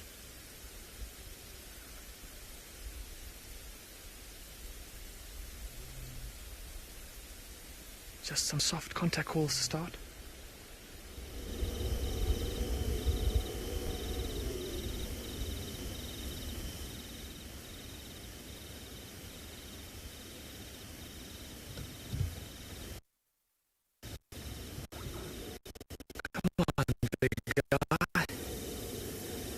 My heart is in my throat, everybody. I just want him to roar. Little contact calls. That's often the prelude to a full-blown roar.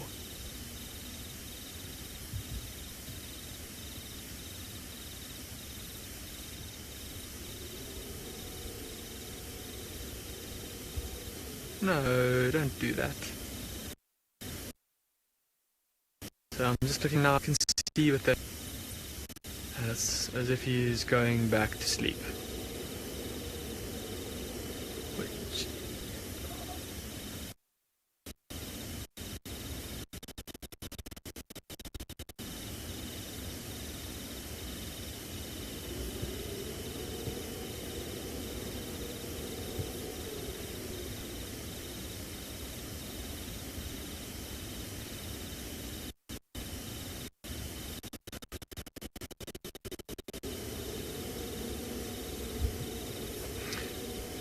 I think while we wait for this male lion to roar again, we'll send you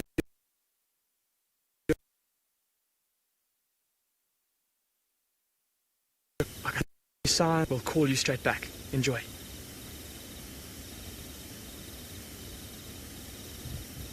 Road next to the river, or we're going to take the river and then see if there's any chance of a leopard again.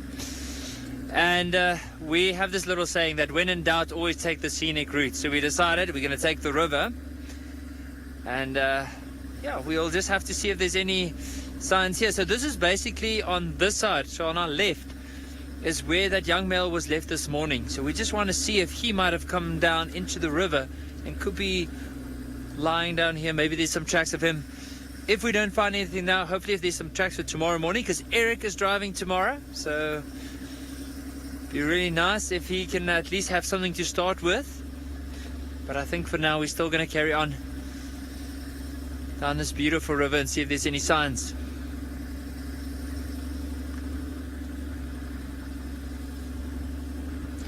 But we also, even though we are looking out for leopard, we are making our way back to the camp. So the camp is situated on this river.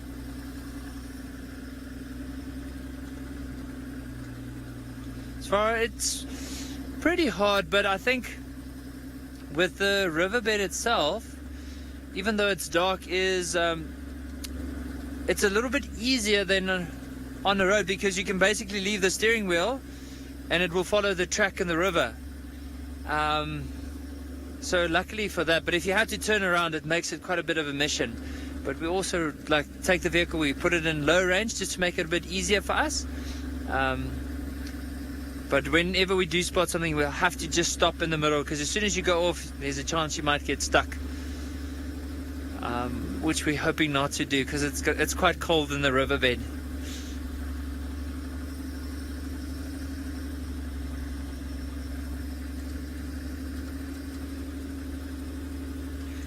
Oh, and then you didn't even decide to bring your leopard onesie. Like, surely.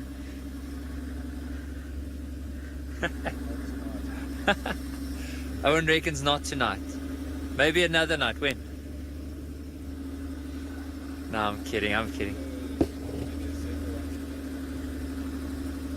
Oh, Owen mentioned something. He said rather than a leopard onesie, he might just consider a zebra onesie. Oh, can try and organise that. Bit of spray paint here and there.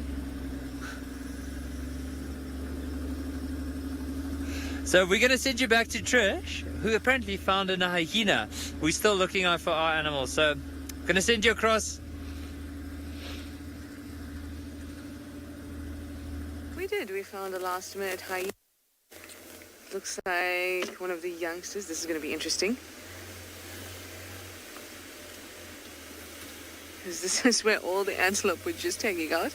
They've obviously vacated the area very quickly. And try and get alongside him. At first I thought it was Swazi and I didn't get a very good look.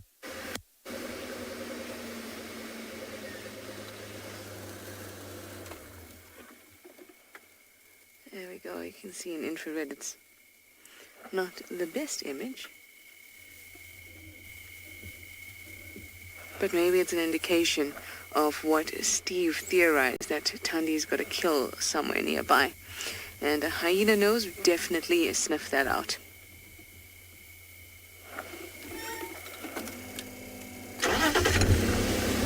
See if I can manage to get a little closer as the road bends.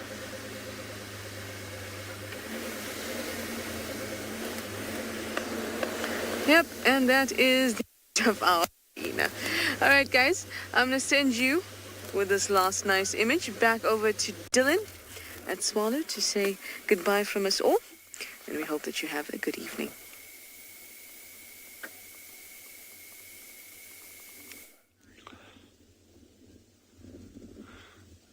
So it certainly has been one incredible afternoon, and not just an afternoon but a day out here, and it just strikes home again, to me at least, just what a remarkable environment it is that we live in.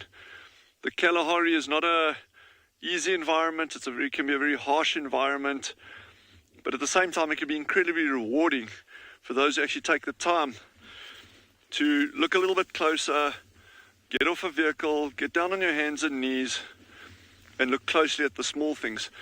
You know, out here I don't have all the answers, and I don't think there are people that do have all the answers. But it's not about having all the answers. It's actually about going out and exploring these places, looking closely, and trying to discover all these like little hidden gems around us. And it's a privilege to be able to do this. And it's, you know, you come out here, every single day is different. We've spoken about this before. Every single day offers something new to the person that's actually willing to go the little extra mile and try find out about this environment. Our colleagues in the Lowveld and up at Pinda, you know, they've been seeing some incredible things as well. And you know, each one of these environments is very, very special in its own way and should be protected. And yeah, we welcome people to come and join us on these kind of things. And you know, someone just commented now, I think it was Gary, just saying he has absolutely no words. And it's the same as me, you know, I go out here, and very often it's just what it takes is just to stand quietly in one spot, like a dune crest or under a camel thorn tree, and just absorb it. You don't have to say anything all the time. But yeah, it's an amazing journey, and I'm just very, very grateful that you're all with us. And Jandre, you know, I can't thank him enough. He's just been absolutely incredible on camera.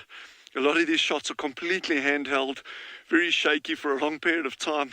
So what goes on behind the scenes is as important as what we're all seeing and being able to appreciate. But yeah, thank you very, very much for joining us. Tomorrow is going to be another exciting day. I never have a plan really, but it's just fun going out there and exploring and saying, well, here's this amazing place. What can we dig out of it? And yeah, so if you can join us again tomorrow, and Pinda, Djuma, Ngala, all the different places, and just have it, enjoy this journey with us. And we'll see you again tomorrow morning. It's been a fun one. Thank you.